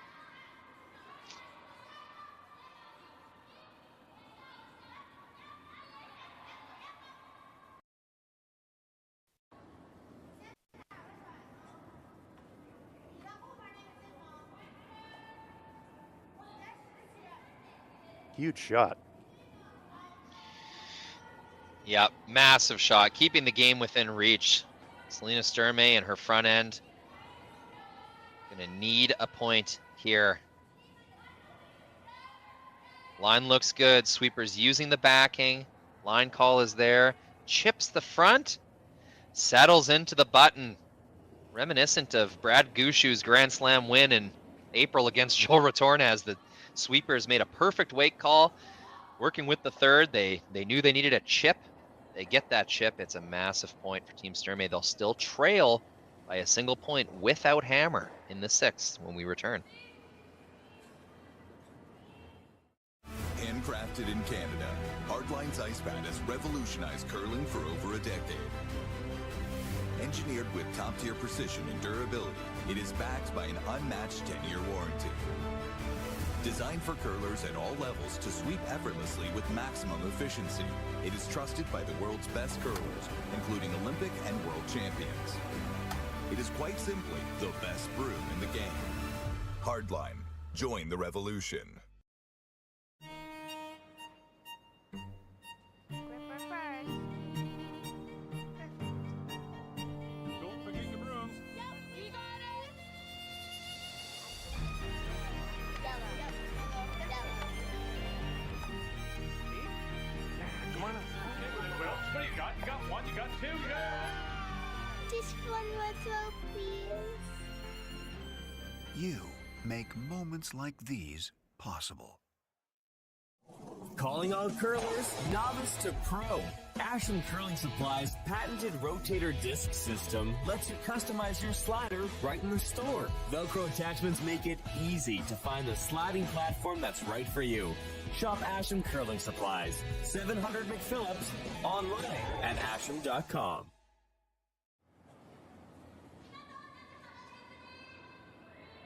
Welcome back to Beaumont, Alberta. It's the Hack2House Curling Stadium Alberta Major Series. That's a lot of words. I don't think I got that right. But either way. Alberta, it's curling, it's series. No, it's the Alberta Curling Series Women's Major. Boom, there it is. There it is. Either way, I'm flabbergasted at the amount of excitement in this game we have between Team Booth, Team Sturmay. Team Booth putting the gears to them.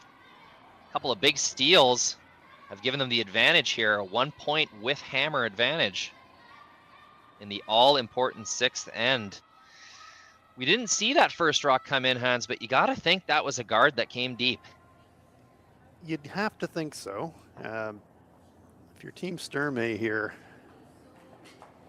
1 down without playing 6, 3 ends to play, you'd be thinking, well, you don't really think in force in this situation. You're more thinking steal, and so you would be thinking a guard rather than a stone in the rings.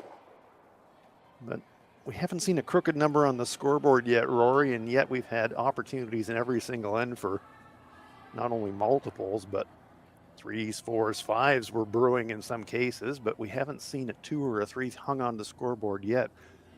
But Claire Booth with the hammer here in 6, corner guard up, and a 2 in this end would be huge for them as we head for the finish line.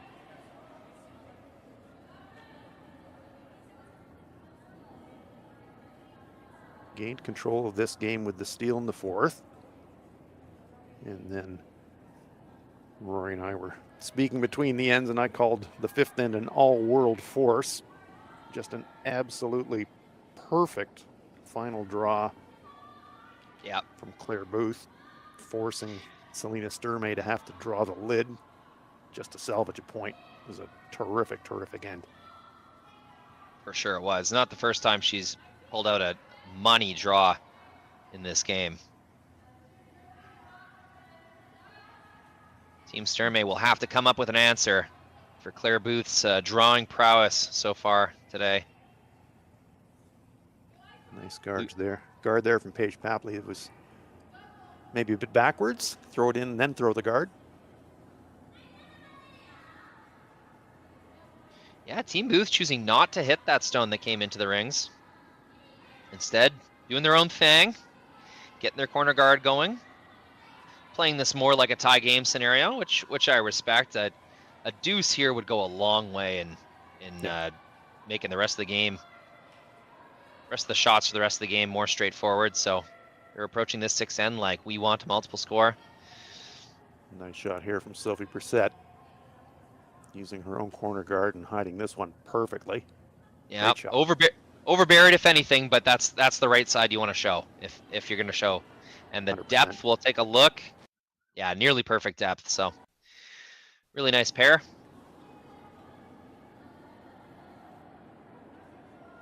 Game well and truly on here in the 6th.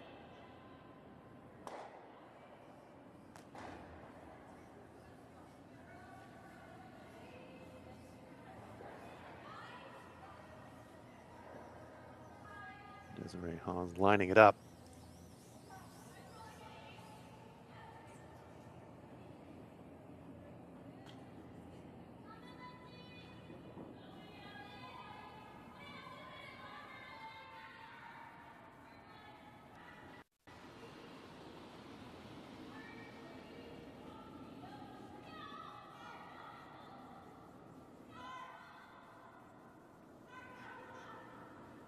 Trying to get the line just perfect.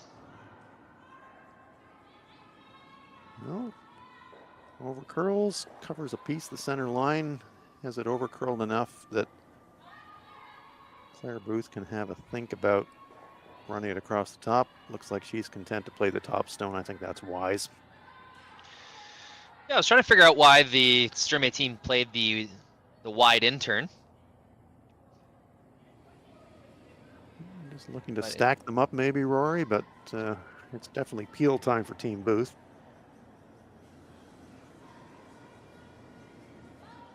Fifth rock at the end. Gets one, gets two, gets three rocks moving. Effectively replaces a yellow in the rings. I don't think they were trying to come across the face of that. I couldn't quite see the call. Well, gets the job done, clears the front, leaves reds on the corners, leaves reds, and as we look at the overhead now, yellow's still shot, but not by much. 8 foot wide open, so good result, I think, for Team Booth on that shot.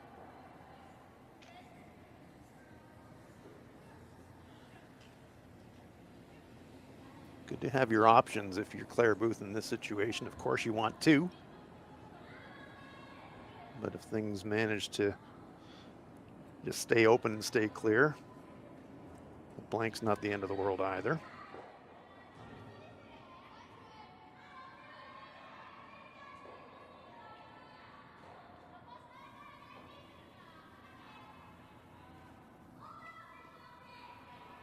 Throwing perfect guards with the rocks moving this much is really tough. It's pretty good. And we can see Claire Booth saying, "Can you see any of that? Because if we can see any of that, I might have a dig at it," and that's exactly what she's calling. And thinking better of it and saying, "Wait a minute, we got the hammer here." Peel. A teaser.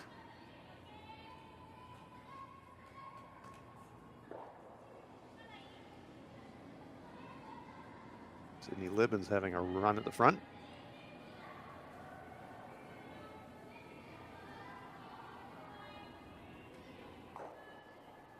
Nicely done. Yeah, keeping the shots obvious and simple. Team Booth with on the strength of those front end stones. The lead putting their guard and their draw in a really nice spot. Team Booth is only one shot away, and I guess one half miss away from having a shot at two here in 6. Yeah, They just pretty keep low, things simple. Exactly that, Rory. Yeah, low risk too is the best possible scenario for Team Booth here.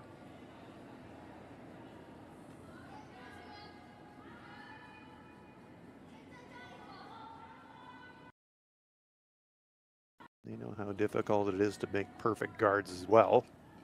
So it's a patience game, really. They keep making perfect guards. We know it's hard. Maybe one of these times you're going to leave it half open instead of a quarter open. That is an excellent guard.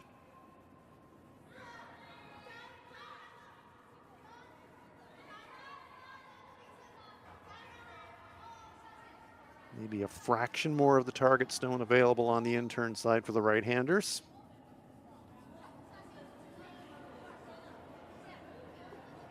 So a change of gears here from Claire Booth. Looks like she is going to try and play the dig on this shot. Not sure I love the call, Rory, to be honest. No, we've got a kind of a medium guard. I feel like this is worth another few cracks at a double attempt, maybe run back type thing, but with how it's curling, it's definitely possible. This looks close. Well, feathering the front is fatal, and this is exactly what they're going to do. Fortunately, pushes it across and not in the ring, so gets away with it. So that's effectively a clear. Gets the job done. Yeah, as long as you miss by a good few inches and not just half an inch. Right.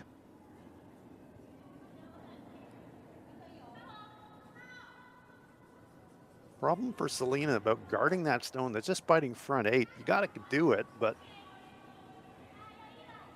you know that,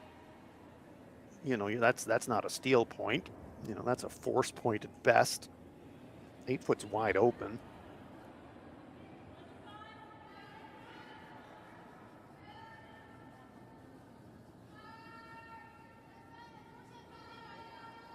So you got to protect it, but in your heart, your opponent's probably still going to score.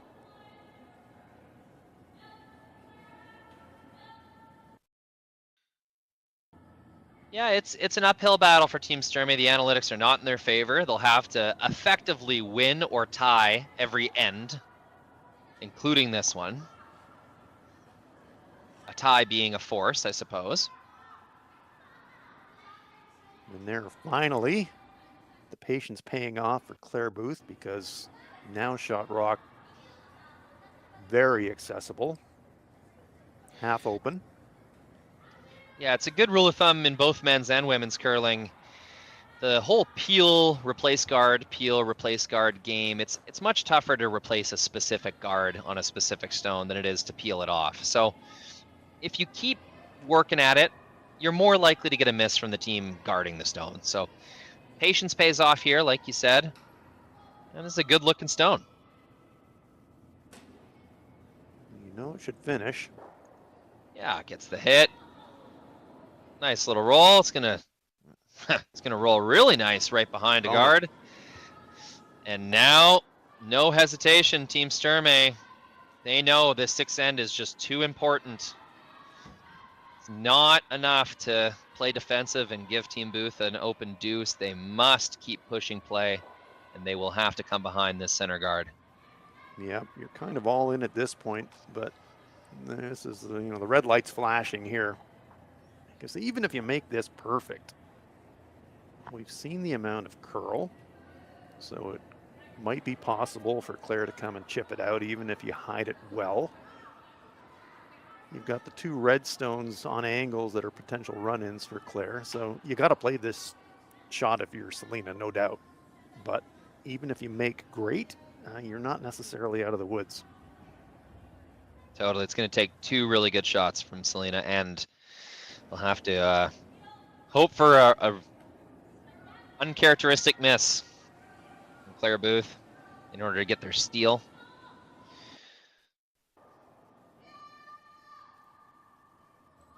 To hide this perfect, you're going to have to leave it reasonably high in the rings, probably front 4.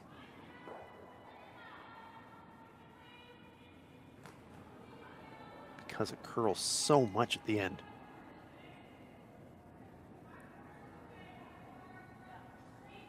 Really waiting for this one. Now they're going to go.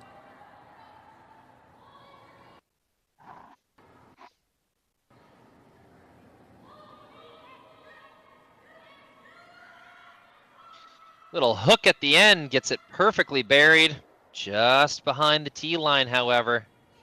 And that's going to be enough of a mistake that it might hurt the chances of stealing. Yeah, big decision now for Claire Booth. She's lining up the run back. I'm not convinced that the outturn hack weight shot isn't there and that would curl enough to get to the shooter and pick it out. Oh, I think curled and you tick the front. Even a soft board weight, if your priority is just getting rid of the yellow stone, yeah, I think you get a third of a rock with, almost any soft weight hit weight that you choose. Yep, I think so too. And then you kind of keep an option, a 2-for-1 option here. This is a long run. It is, and no matter what way you make it, your shooter is going to stay in front of the rings. Team Sturmay is going to be able to draw around it no matter what. So, yeah, I think this is just a little bit. They got the blinders on right now because that outturn we've seen it curl like crazy into that center line. Yep. Here it is. Run. Big shot here. Claire Booth attempting a run back. Sets that back towards the broom. Will it come back? Here it comes. What incredible curl. Oh, so unfortunate. They will stuff that stone directly backwards. Yeah, that's a bad break for Claire Booth. But always a risk when you're running a stone back. That's one of the things that can happen. The jump on that stone was remarkable. That had a full normal up hit weight, and it just ripped back towards the center line. Yeah, and this now a chance for Selena Sturmay to really turn the game on its head. If she can weld this thing right on the nose of her shot rock, steal of 2 is on, and then she could just grab control of the game. So that stuff run back really opening the door for Team Sturmay here to really, 5-point swing. This is looking like a 3 for Booth, and all of a sudden now a chance for a steal for 2 if she can weld this one in here.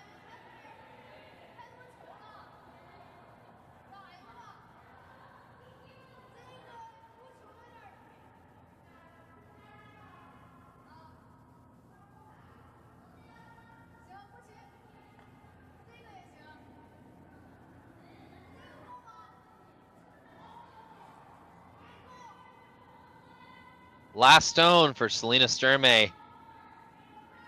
And I don't think it gets better than that, Hans.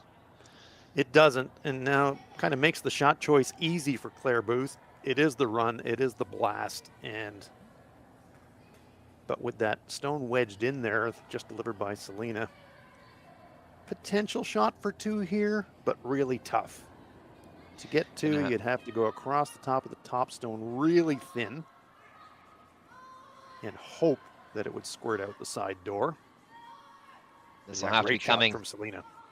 It's have to be coming a million miles an hour to make that happen. Yep, no doubt. So we should see some heat here from Team Booth, and if Sturmay was able to steal 1 or even 2, what a great bounce back. It's been a skipper's battle so far in this game. Let's see what magic Claire Booth has up her sleeve. This looks real close. Sends it back, gets 1. That's actually a really nice shot just to hold Team Sturmay to a single point. Great display of shot making, especially from the skips here in Beaumont. It's going to be a tie game. Team Booth with hammer in the 7th.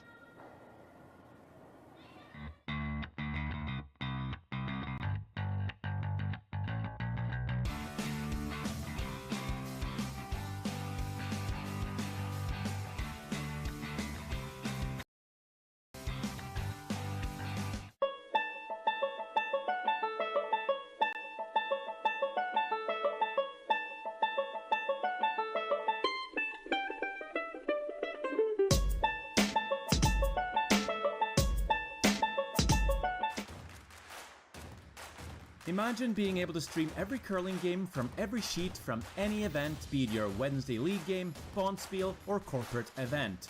Curling Stadium offers an all-inclusive streaming solution featuring high-quality cameras, ease of use, great reliability, and minimal installation. Offering your sponsors customizable ad space on your streamed curling games and being able to sell video packages to your corporate events for increased revenue. With Curling Stadium, you can stream to any device, be it your mobile phone, tablet, or computer. Push the feed to your desired platform, be it Facebook, YouTube, or any other social media. Curling Stadium is simply the way forward. Where it's commonplace in other sports to televise every game, we want to do the same. Curling is a global sport, and it's time it gets the coverage it needs. Make your curling club the next Curling Stadium.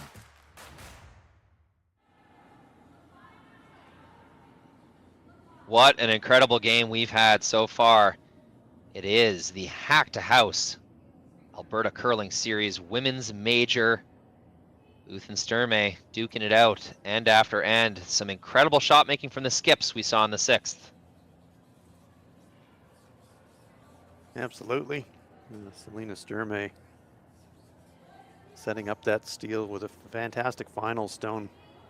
Whipping one around the guard, sitting right on top of her own shot rock. Leaving Claire Booth to run back, but the run back, because of that great shot from Selena, was always going to jam. Jam it did. Steal a 1 tie game. Anybody's game now.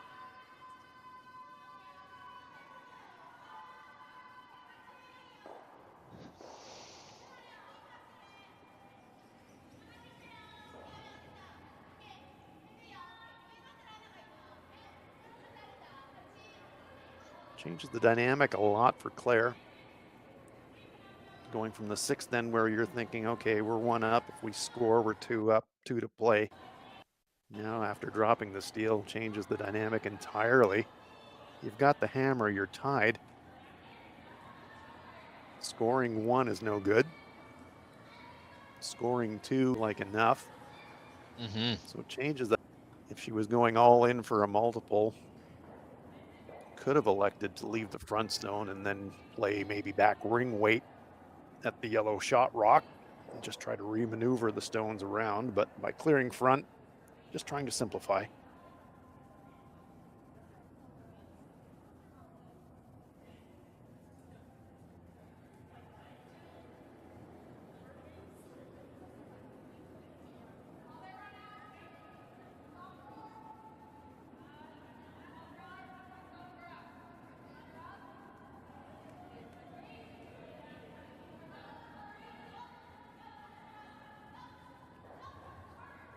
Yellow across the top of yellow will probably spring off the red on the tee line.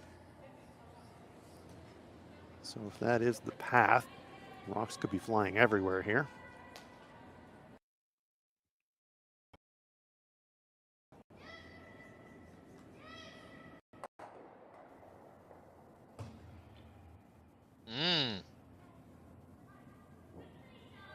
Clears the front, rearranges things a little bit in the 4-foot. Yeah, for how close that was, it was very interesting how little stones kind of flew backwards.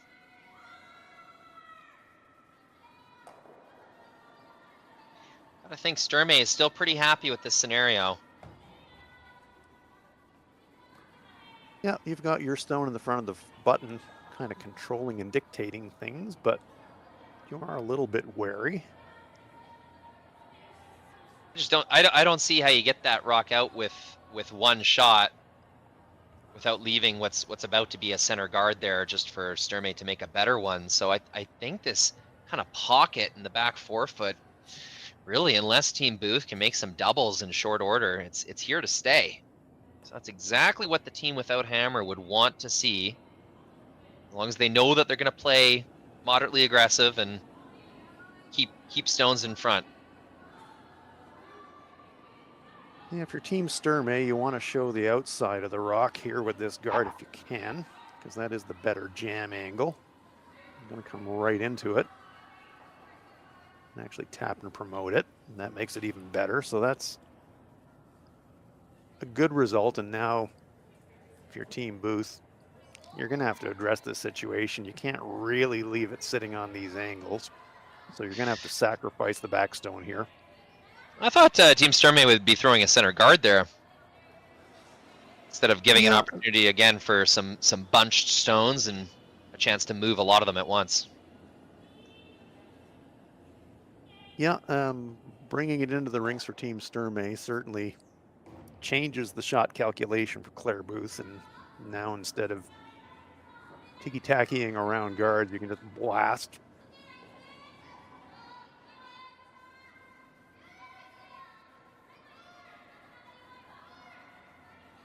This is looking pretty nosy. 1-1. Yeah, and they are able to clear the yellows out again. Yep. I was wondering why Sturmay would leave them that opportunity. Now you've got two red stones with quite a bit of separation. Yep. Yeah, that's a great shot from Jamie Scott, and does change the dynamics of the end a lot. And that was always the risk, bringing that stone into the rings as opposed to leaving it short, as you said, Rory. You're just saying to the opponent, hit something. Yeah, go ahead. Green light. So, Team Sturmay hoping to lie to for the remainder of the end and get a force that way.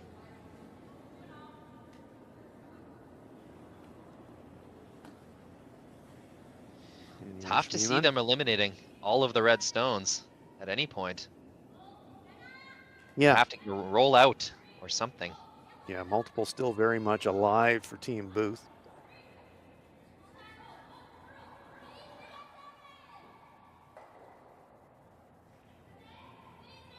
Good shot. Hits and sticks. There's a double. It's quite thin. Yeah, they'll signal a hit and roll. That is a fine shot. That will force Team Booth to make a roll here. Unless they do, it's going to be another guard or draw, I would think, from Team Sturmay, as we're inching closer and closer to the end of this seventh end.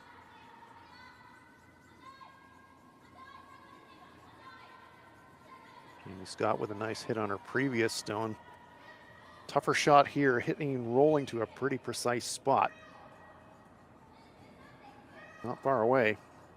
Looks pretty good. Can they get a little more curl out of this? Just a little bit of a flop. And geez, would you ever take on this double knowing you would leave a double back? Creating a blank end scenario for Team Booth. Yeah, it's tempting. It's sort of looking right at you, and it's pretty natural angle, and so your instinct says, all right, a way to eliminate 3, make the double.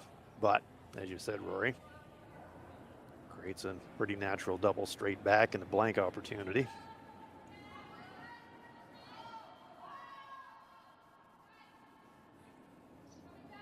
So Paige Papley will come up to join the conversation and perhaps just remind the back end, what were we trying to do here? Are we trying to force? Are we trying to steal?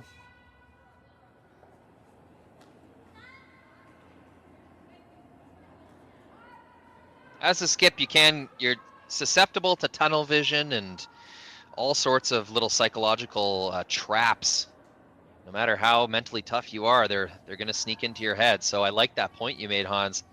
It is good to have someone on the team just kind of bringing you back to basics, back to the fundamentals of what you were trying to do that end. And even if you're not saying much, sometimes just your presence in the house and in the guard zone is enough to remind your third and skip. Why is the front end here? Oh, what are we missing? Exactly. Yeah.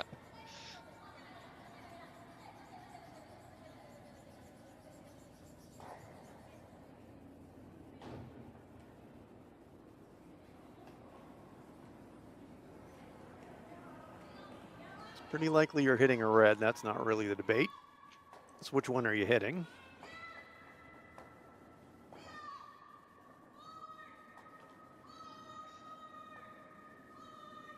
Not sure there's a wrong call here.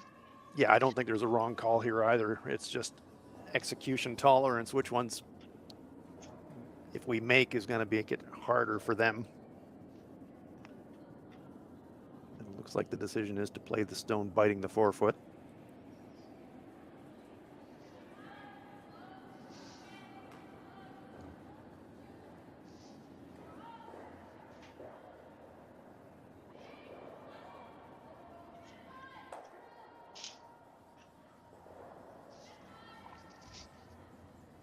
Papley's jumping this one immediately for curl. That one looked a little inside out, but now it's making a move. I think it was a nice weight control, allowing the sweepers to do something with it. Not a terrible spot to roll. It still will over-roll. Good chance here, though, for the legendary skips pair. You got stones at T-line and behind. There's a pocket to use if you want. You got a short run if you want to play it now. Keep blank alive. So really down to what Claire's feeling here in this situation. Looks like they're going for the natural move. Straight back double. Should leave good separation between your two red stones if it's made.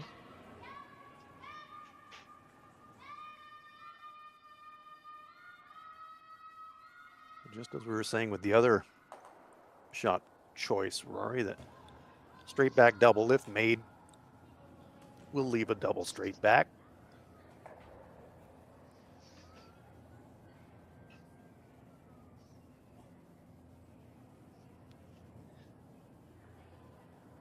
Don't mind the call. I mean, this definitely keeps it 2 alive.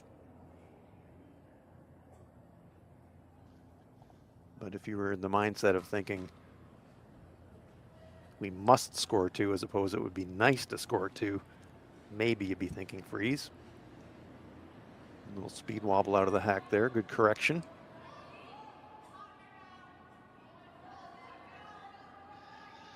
Waiting for this to move.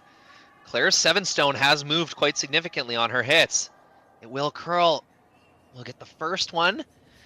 Not quite the second one, but it's definitely enough to make Team Sturmay sweat a little bit.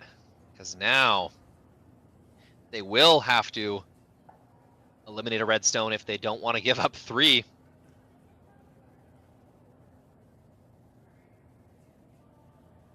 Well, you're right about that 7 rock for Claire. That one really snapped. They were actually holding off sweeping, and in the end it over curled.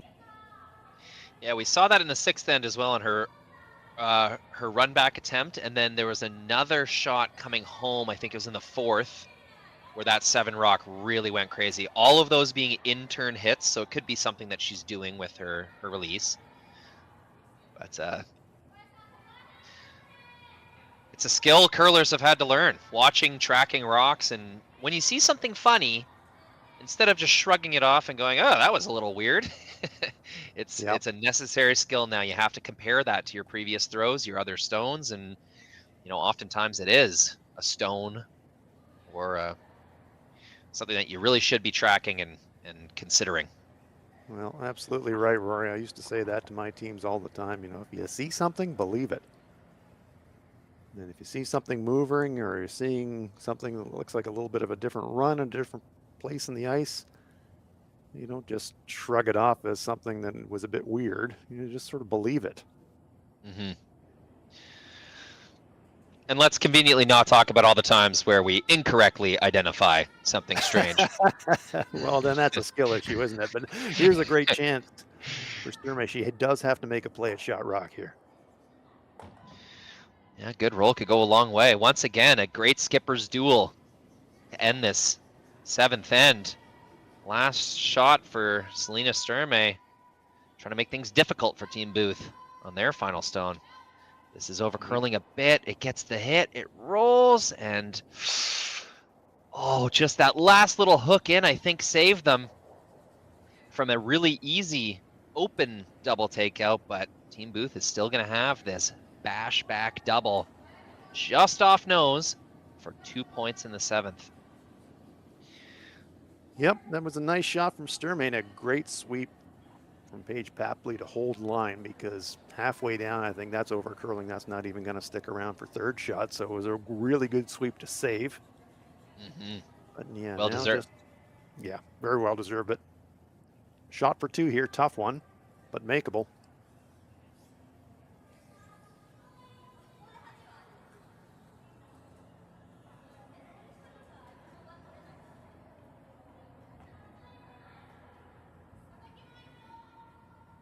For me on line call, you're thinking nose and take it from there.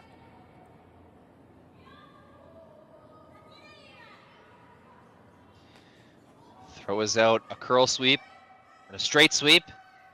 They go back and forth. It looks really close. Will they hold it?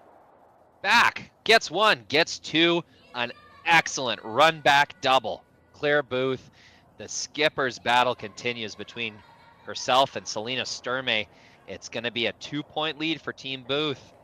Team Sturmay will have to answer big in the 8th if they want to advance on here in the C bracket at the Hack2House.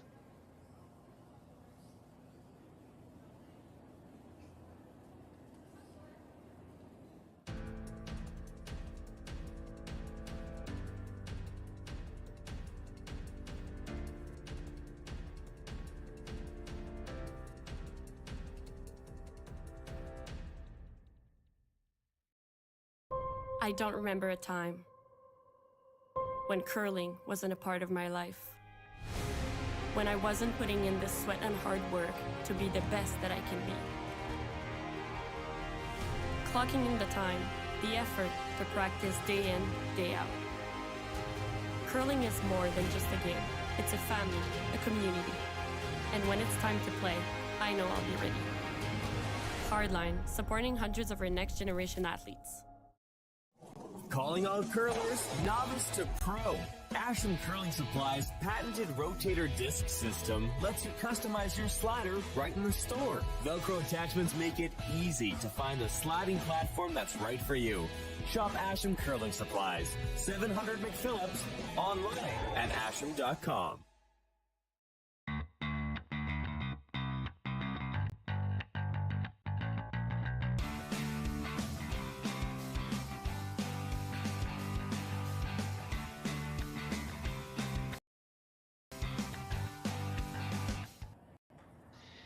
Hack2House Alberta Curling Series, women's major event here in Beaumont, Alberta.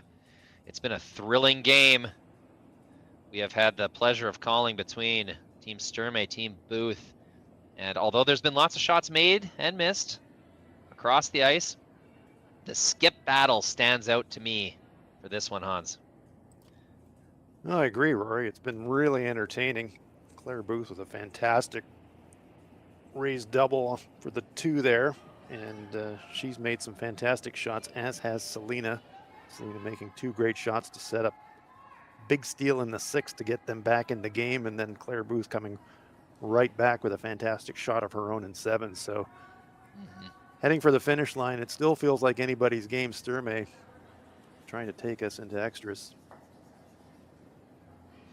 Can't help but notice, Hans, once again on this sheet 2, you and I have covered this. This is our second game on this sheet. That out-turn draw across the center line, over curling by 2 feet. It seems to be tricking teams constantly. They can't quite keep up with it.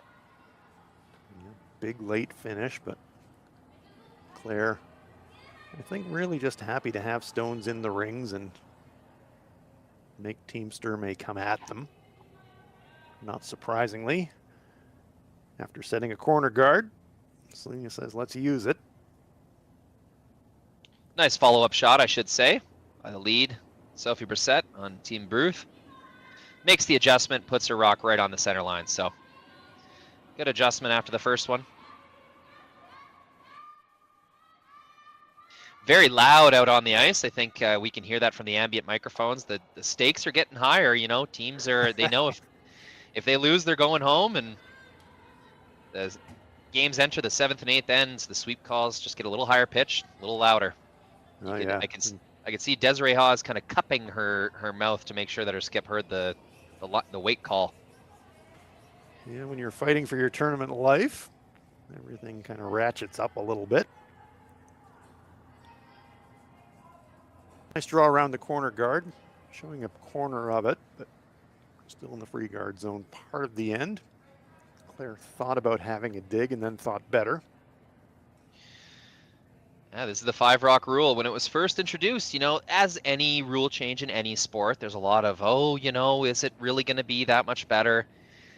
You know, I think it's pretty, the consensus is pretty positive. We're going to see an exciting end because this rock is not ripping down the sheet, hitting something. This extra stone really ensures that both teams have to keep fighting throughout the entire end to try and secure their victory. Completely agree. Good angle on that stone just delivered, because if Selena decides to hit and roll, that's jamming all day. Jamming all day, but, you know, staying in the back 4 foot, so there still is a chance to eliminate what are the 2 most dangerous stones on the sheet right now, which are these stones biting the center line. So not a perfect result from that draw, I wouldn't think. No, certainly not perfect, but Claire is forcing Selena to play stones away from the corner guard. Very true. Good point. Name of the game here is to keep yellow stones in the rings. What you do with the red ones is a little bit of a bonus. Just got to keep those yellow stones in the conversation. And this will do just that. Just off nose, moves 3 stones, eliminates 2 of them. And now we have 2 yellow stones in the rings, 1 of them undercover. No real obvious double opportunity. I guess with a good weight, you might be there, but it's a nice shot from Desiree Hawes. It is a nice shot. Maybe not a double opportunity, but she could probably get enough inside roll to at least corner freeze the shot rock, which wouldn't be terrible. It's another sweep call by Selena where she kind of went back and forth between curl sweep and straight sweep, and as it turned out, they needed that rock to stay a little straighter at the end. I think so. I mean, that red stone in the back 4 foot is still a factor.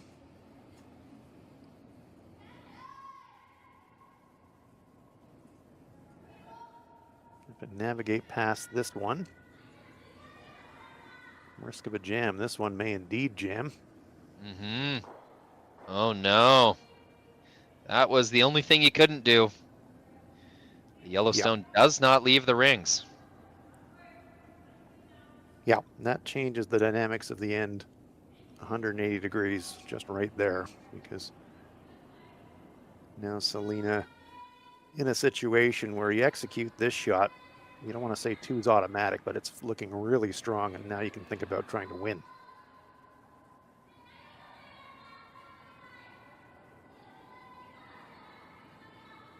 Just with the way this game has gone, Hans, I just know it's going to come down to a duel between skips in the last 4 rocks to this end. Well, the entire game has gone that way, hasn't it, Rory? So no reason to think it won't happen again here in the 8th. Getting greedy with this roll. They'll make contact. They will not avoid their own. Although it sticks around in the rings. Jeepers. Risk paid off. That was a little scary, but you know, Skip Selena Sturmay knew the utmost value of getting that stone buried, and now you're looking at a real scary scenario if you're Team Booth. Yeah, fantastic result for Team Sturmay. Massive, massive separation. No choice really for Claire other than to run the corner. You're really looking for bonus points on this one. It's not a straight clear. You're looking to hit a little bit 3/4 on the outside, and you want to get some action on those stones in the front 12 foot behind it. Vice skip Jamie Scott has had quite a few impressive hits so far today. Some ends with 2 mistakes in a row that have come back to bite them, but she certainly has the ability to make rocks move. She'll get one. Oh, and just blows by the second one's real close attempt. Yeah, so a successful clear, but really wanted to get some action on the stones in the rings, whether it's the one in the back or the ones in the front. And so now Selena Sturmay, almost an embarrassment of riches. You've got the game-winning situation right here, and you'd love to just be able to throw 1 guard and then survive that, but she's going to have to throw 2 or 3.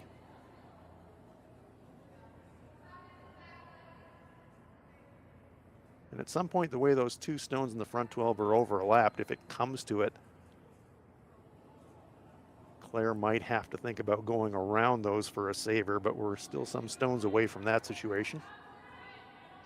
These are the things you're considering in your mind, though, as a skip. You have to sort of start visualizing that kind of thing.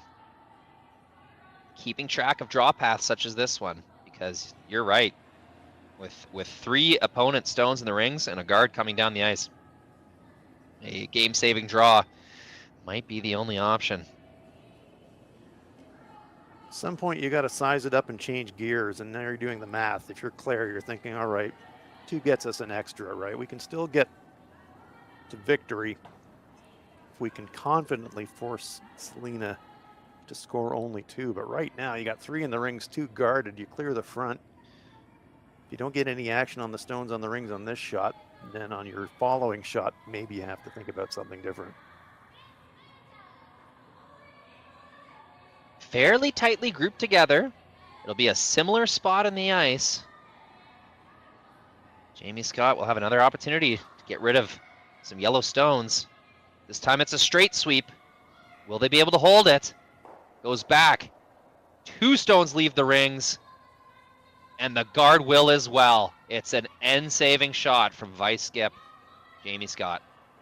And that was an absolute beauty, and exactly when they needed it. The 2 still very much on for Team Sturmay, but that reduces the risk of a game losing 3 massively. Nearly jammed the stone at the back, but just squeaked by it. Terrific shot. Great result.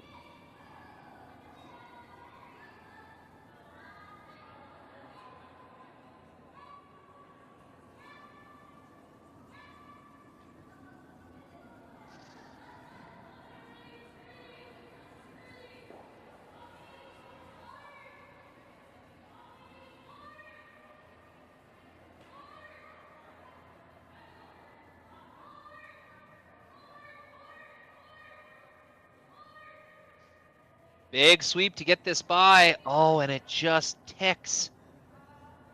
It just ticks the guard. We've seen that a few times today. Really tough to hold the line once they start to go on draw weight. The dreaded feather.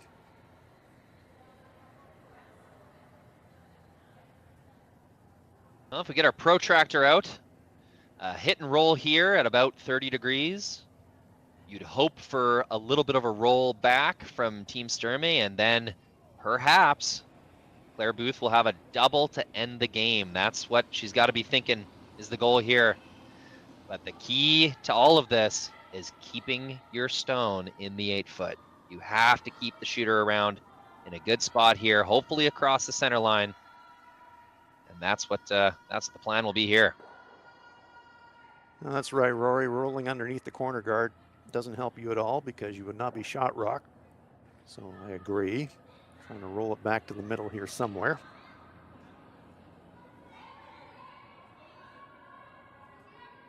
But you do need to save this shooter. Looks pretty close. Man, does that curl hard. Wow, does it ever. Good shot. They'll roll it back to center, but, you know, I think there still is a hit and roll behind the corner without jamming on your own. That's what you're trying to avoid if you're Team Booth.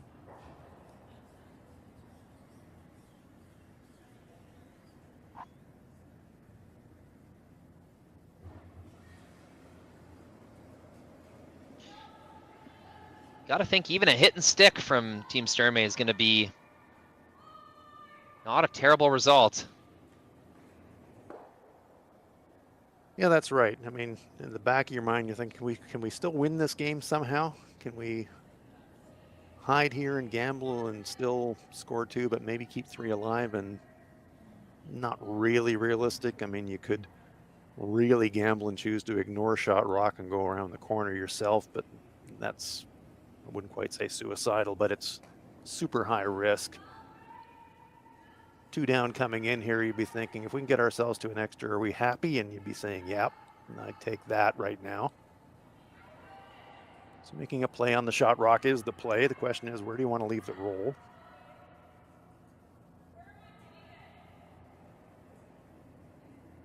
Selena Sturmay's first stone here in the 8th. Hoping to score at least 2 to keep this game alive. They'll want to get a little bit of a roll to not leave a double. They'll hit, they'll roll. I think they just got far enough that there will not be a double opportunity. Yep, I agree. Maybe if you just squeak it by the corner guard, but you just can't take that risk on. No, I completely agree, Rory. That rolled just enough to negate the double.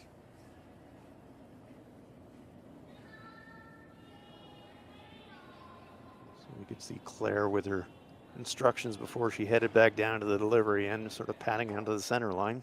Just hit and roll it back and make her hit and stick for the extra. Just excellent focus, purpose, concentration that we've seen from Claire Booth this game. It's been exemplary. She's had a very good game out here. Her precision's been right on. She's been at least very close on all her attempts, and you know what, especially the hitting game. I can't really remember her missing one besides that double in the very first end. A hit and flop, making Selena's shot a little tougher. That will be the goal. This needs to curl, and there it goes. Hits, rolls. It is shot rock. About as good as she could do. Exactly that. Does force Selena to make a pass at it that will not be a nose hit. Every time you take the striking path off of nose, you increase the chance of a thinner hit and a spill off the ring. So, yep, Claire could not have done much better than she did with that shot.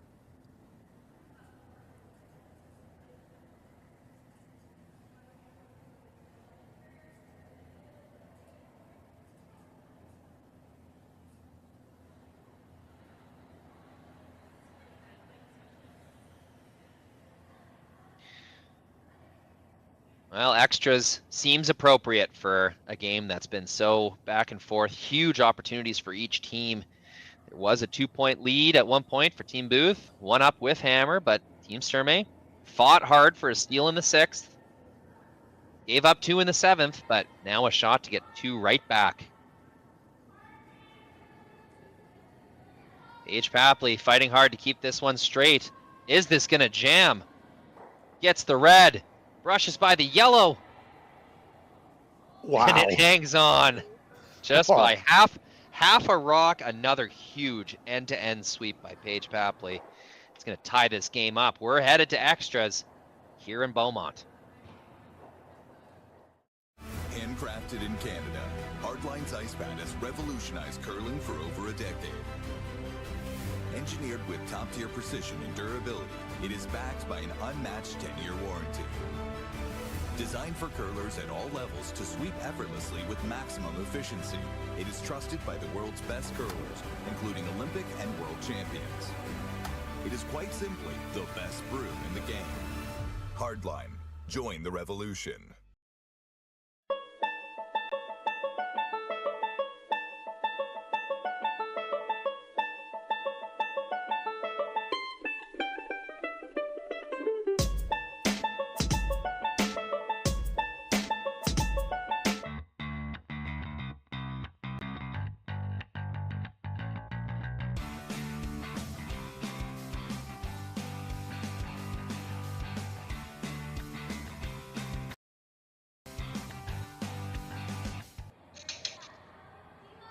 We are back in Beaumont. Extra ends of what's been a thrilling battle between Team Booth, Team Sturmay. Team Booth putting the pressure on in earlier ends. Were able to manufacture a few steals. They almost scored a pile in the first end. Had Team Sturmay on the ropes, but after the break, it was the 5th end where Team Sturmay, or sorry, the 6th end where Team Sturmay was finally able to get a steal back of their own. Gave up 2 in the 7th, but refused to lay down. Scored 2 of their own in the 8th end, and now, very appropriately, we enter an extra end to decide this one. Yeah, really nothing to separate the teams. Both have had a steal. Both have scored 2. Both have had opportunities. Terrific sweep on that final stone by Paige Papley to just keep that back stone in play and to force this extra end. So Team Booth with the hammer and the extra, but it's been a super entertaining game.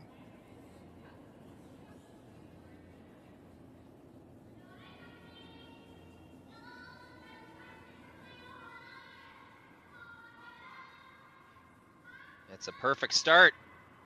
Tight center guard, right on the center line. Keeping those guards on the center line has been a bit of a challenge in Beaumont. Lots of bite on the rocks, big curl on the ice. She'll accomplish that this time. Sitting on the center line for a little extra protection for that center guard.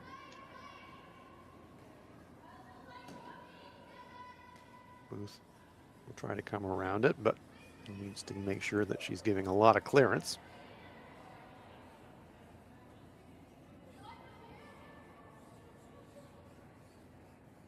Now this has got rings.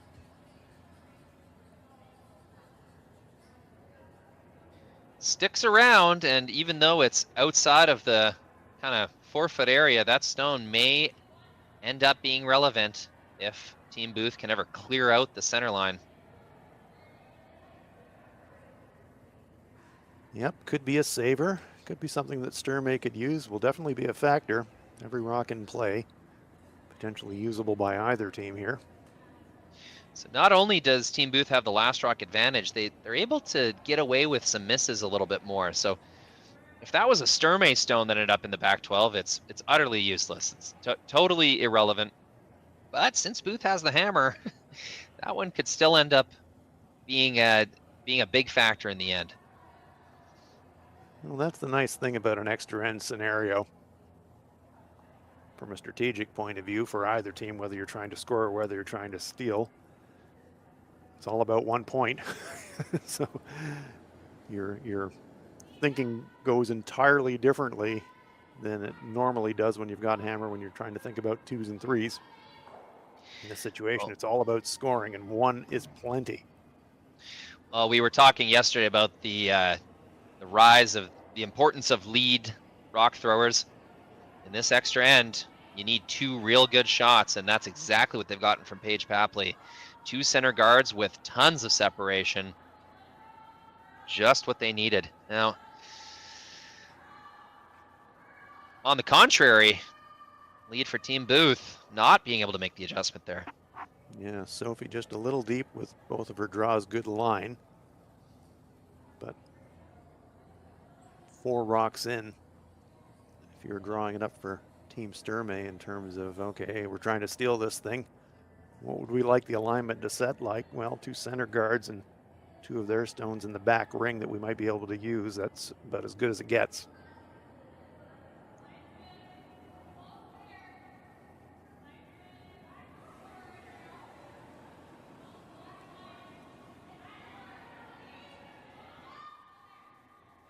This stone, if it can get into a good place, something that you can build the rest of the end around potentially.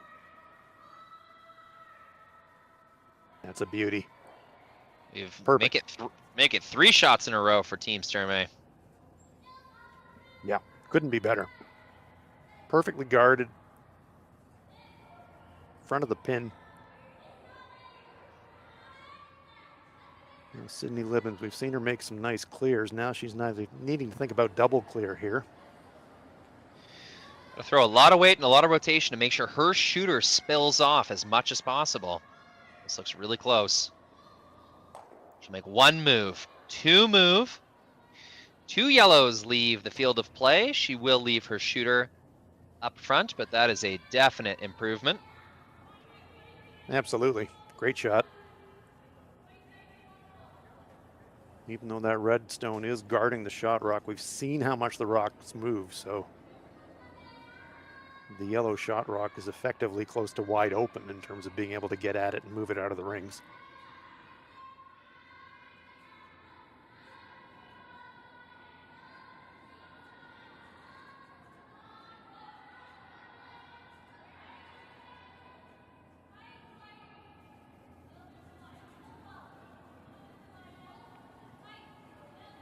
Patience game for Team Sturmay, though. You're still looking to defend it. Center line is the target, and center line is where there will be 4 shots in a row made by Team Sturmay.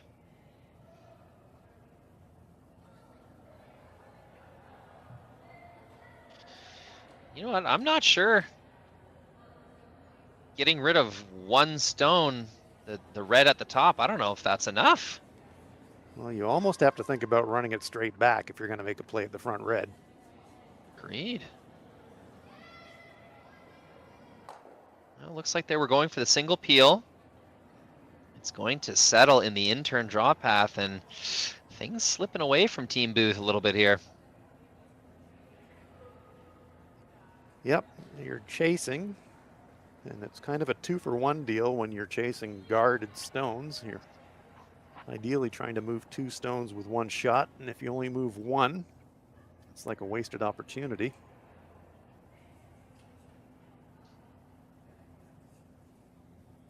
So Selena Sturmay, no doubt about the call here. Defend, defend, defend.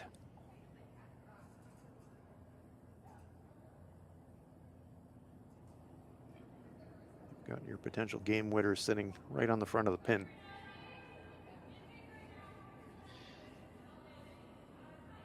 High guard from Danielle Schmiemann.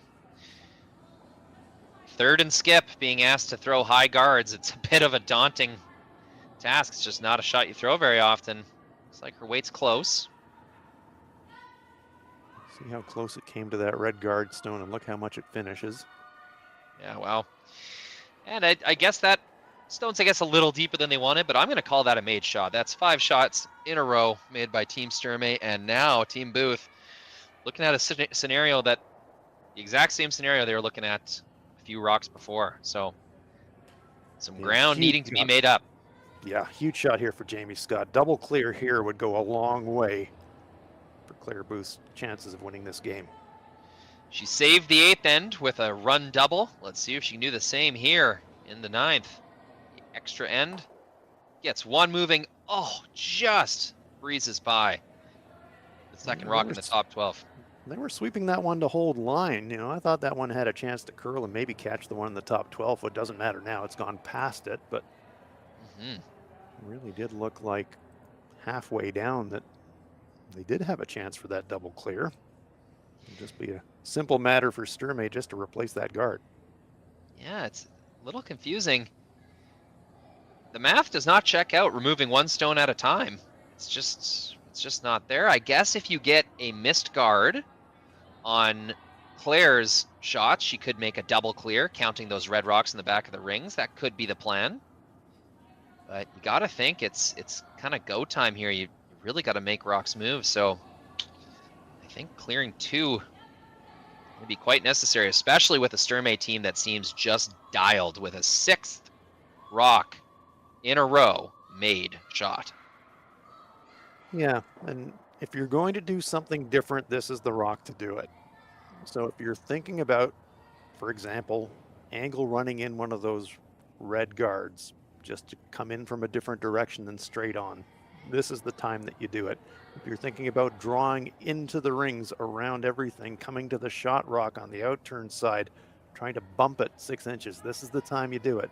The double clear, it's almost too late, I think, Rory. I think you need to make some kind of an adjustment, maybe even play the stone in the front 12-foot with hack weight, just to create a different path to the shot rock.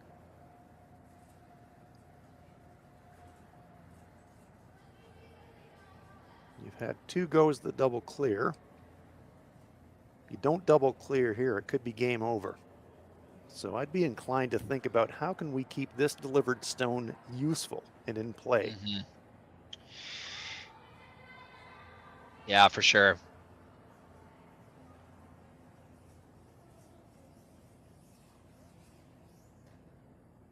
If you curl there is, right? You could get to shot rock with back button weight. With back button weight, of course, you could also try to pick it and make Team Sturmay replace that what is a really good rock on the top of the button. I don't like any of that though. I think you got to keep to your guns, stick to your guns, keep throwing rocks back, hope for a missed guard, because you can always make one of those desperation run backs or an attempt at the shot stone on your next one. Yeah, I just quite like to get a red somewhere in the front of the house that is a usable stone, because right now the problem is Selena doesn't have to throw perfect guards anymore. She just has to throw okay guards because of the double guard. If she was a single guard, different story. But that stone in the front 12-foot is the problem. So if you don't double clear on this shot, it's pretty much game over, I think. So if you're going to double clear, you got to get contact on that stone in the front 12-foot on this shot. If you're just trying to move that stone in the front 12 and get out of the way, you could play at that. You could play at that with hack weight, board weight. Leave your own stone sitting front 12, shorter raise, and then 2 pass to get at the shot. I just think you have to kind of create something for your next shot with this shot. And I'm not sure double raise is the way to do it. Double clear, perfect if you make it, but you gotta make it. Single clear doesn't get it done. Yeah, agreed. And this discussion, they seem to think the problem rock is this one in the top 12, so eager to see what they go for here. Yeah, it looks like they are going for the one in the top 12. Goes by the top, just chips the one in the top 12, and that is not going to do the trick. No, and I liked the thought. I don't think you needed to throw that much weight at it, because as long as you're pushing that stone in the front 12 behind the tee line, doesn't matter if it stays in the rings or not, you're just trying to get it past the shot rock. For me, the important thing was less around moving the one in the front 12-foot, although that was important. Just as important was keeping the shooter useful. And by throwing that heavy, ticking it thin, the red spills out of play, it's gone. You can't make that any better, and timeout's going to be called. And just catching it thin, yes, this is now a very, very difficult situation for Team Booth.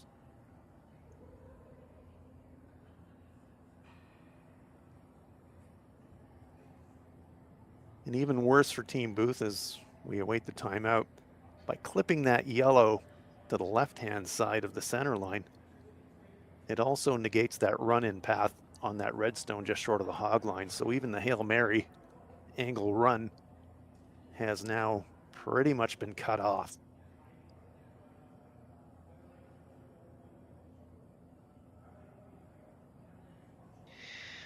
Just outside of our cameras here is the timeout for Team Sturmay. It looks like it was just a quick discussion confirming that I bet that they're saying they need to throw this one into the rings. A high guard, with the way that that top 12 yellow is poking out, if Team Booth ever made a double on the two rocks in the rings, that's a game-winning shot. So it's not enough to protect the outturn side. I think you need to put this one in the rings.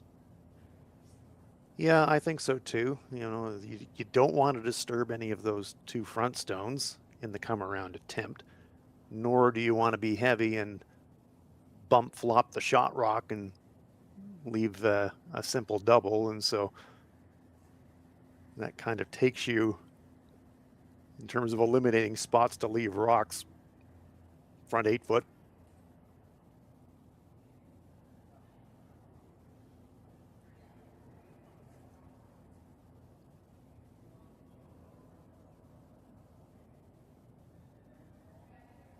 Pro miss is light as long as you're hiding something behind that front yellow stone.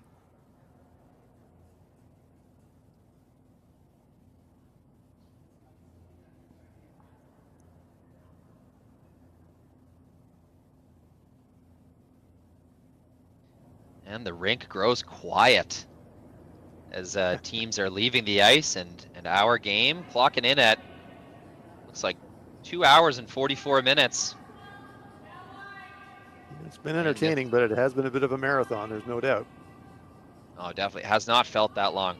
This is curling really hard. Got to think this is inside. H. Papley holding this straight for her skip. Once again, it will chip off. A little bit of a cut roll in. Really interesting result. Well, I think this is playable now for Claire to go across the top of the yellow shot rock. Open up the scoring area for her last. I don't think she can throw quite as much weight as she would like if they were wide open. I think you do have to manage weight here a little bit. Make sure that you get enough of the top one. Yeah, you got to get contact on the shot rock, no doubt about that. So that's the first and most important thing to be thinking of. You're right. So you just can't throw a heater, but you don't really need to worry about pushing both of the yellows out of the rings either, as long as you're moving them both deep in the 8 foot. Yeah, do you think the angle is such that it might jam? Oh, jam is definitely there if she flirts and comes tight to the guard, so you do need to be mindful of that. Jamming straight to nose would be an awful result. I think Claire Booth would accept a jam, even just an opportunity to get rid of these stones. Holding it straight. She gets the top one, and she blows by. That was just a misread on the sweep. That shot was made, and they just overswept it. After a super hard straight sweep the whole way down the ice, that is heartbreaking. They will not eliminate the yellow stone, and with that yellow rock in the top 12 foot chipped out of the way a little bit, it's hard to see Selena Sturmay making that same mistake twice. It really is, and so now you're doing kind of quick mental math, looking around the sheet saying, where's my bailout here? You're assuming that Selena is going to get this thing in front of the shot rock somewhere. And so if she does, what do we do? What do we got? And the answer is not much. You've got a red angle run in on that guard top right of the picture at a tough angle, and you would have to navigate past the stone of the top 12 foot to make, but that could be all that Claire has on her last rock if Selena welds this one at least half behind cover of the front guard stone.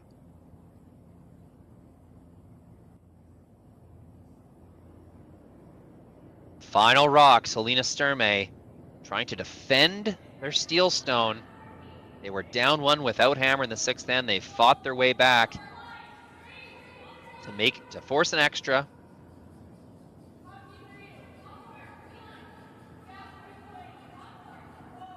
The sweeper's saying it's got T-line weight. Coming right down to it. It is over curling. My. Just over curls inside again. Same miss as the last shot. And through all of this, even though Team Sturmay making all of their shots either perfectly or nearly perfectly, it is going to be Claire Booth with an opportunity to win the game. Yep, thinking heavy draw. Just need to push the shot rock about 1.5 feet.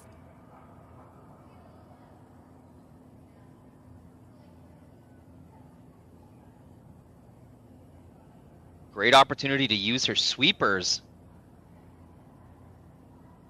Yeah, we've seen how much the stones break once they start to go, and anticipating that break and getting the read right, especially when you're not throwing just cold draw weight, but you know you're having to throw bump, puts a lot of pressure on the sweepers. They've got to communicate really, really well to Jamie. Jamie's got to anticipate the break well, reading line.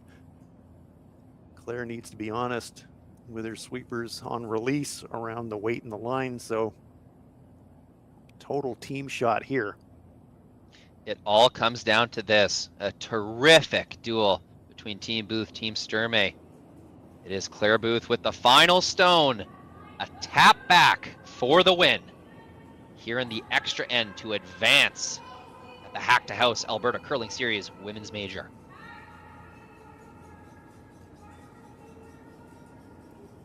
Threw it outside. Just that extra bit of weight tracks it. There was no need to throw that much weight. I think the nerves may have influenced a little stronger kick there.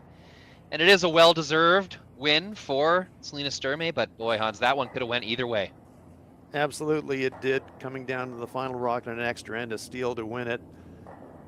Really good, strong performance from Team Booth, but Team Sturmay hung in there, and they played fantastically in that extra end. Great setup from Paige Papley with 2 perfect guards, and then Desiree Haas with the perfect come around, which wound up being the winning point. Hans, it's been a pleasure to commentate this with you. We were treated to an incredible game. So was our audience. Thank you so much, everyone, for tuning in and supporting Curling Stadium. Curling in Alberta. Thank you so much for tuning in. There's more curling coming up tonight, and of course, Championship Sunday awaits us all tomorrow. So we will see you next time. I am Rory McCusker, and for my partner Hans, it's been a pleasure.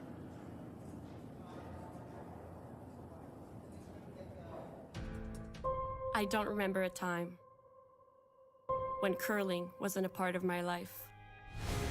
When I wasn't putting in the sweat and hard work to be the best that I can be. Clocking in the time, the effort.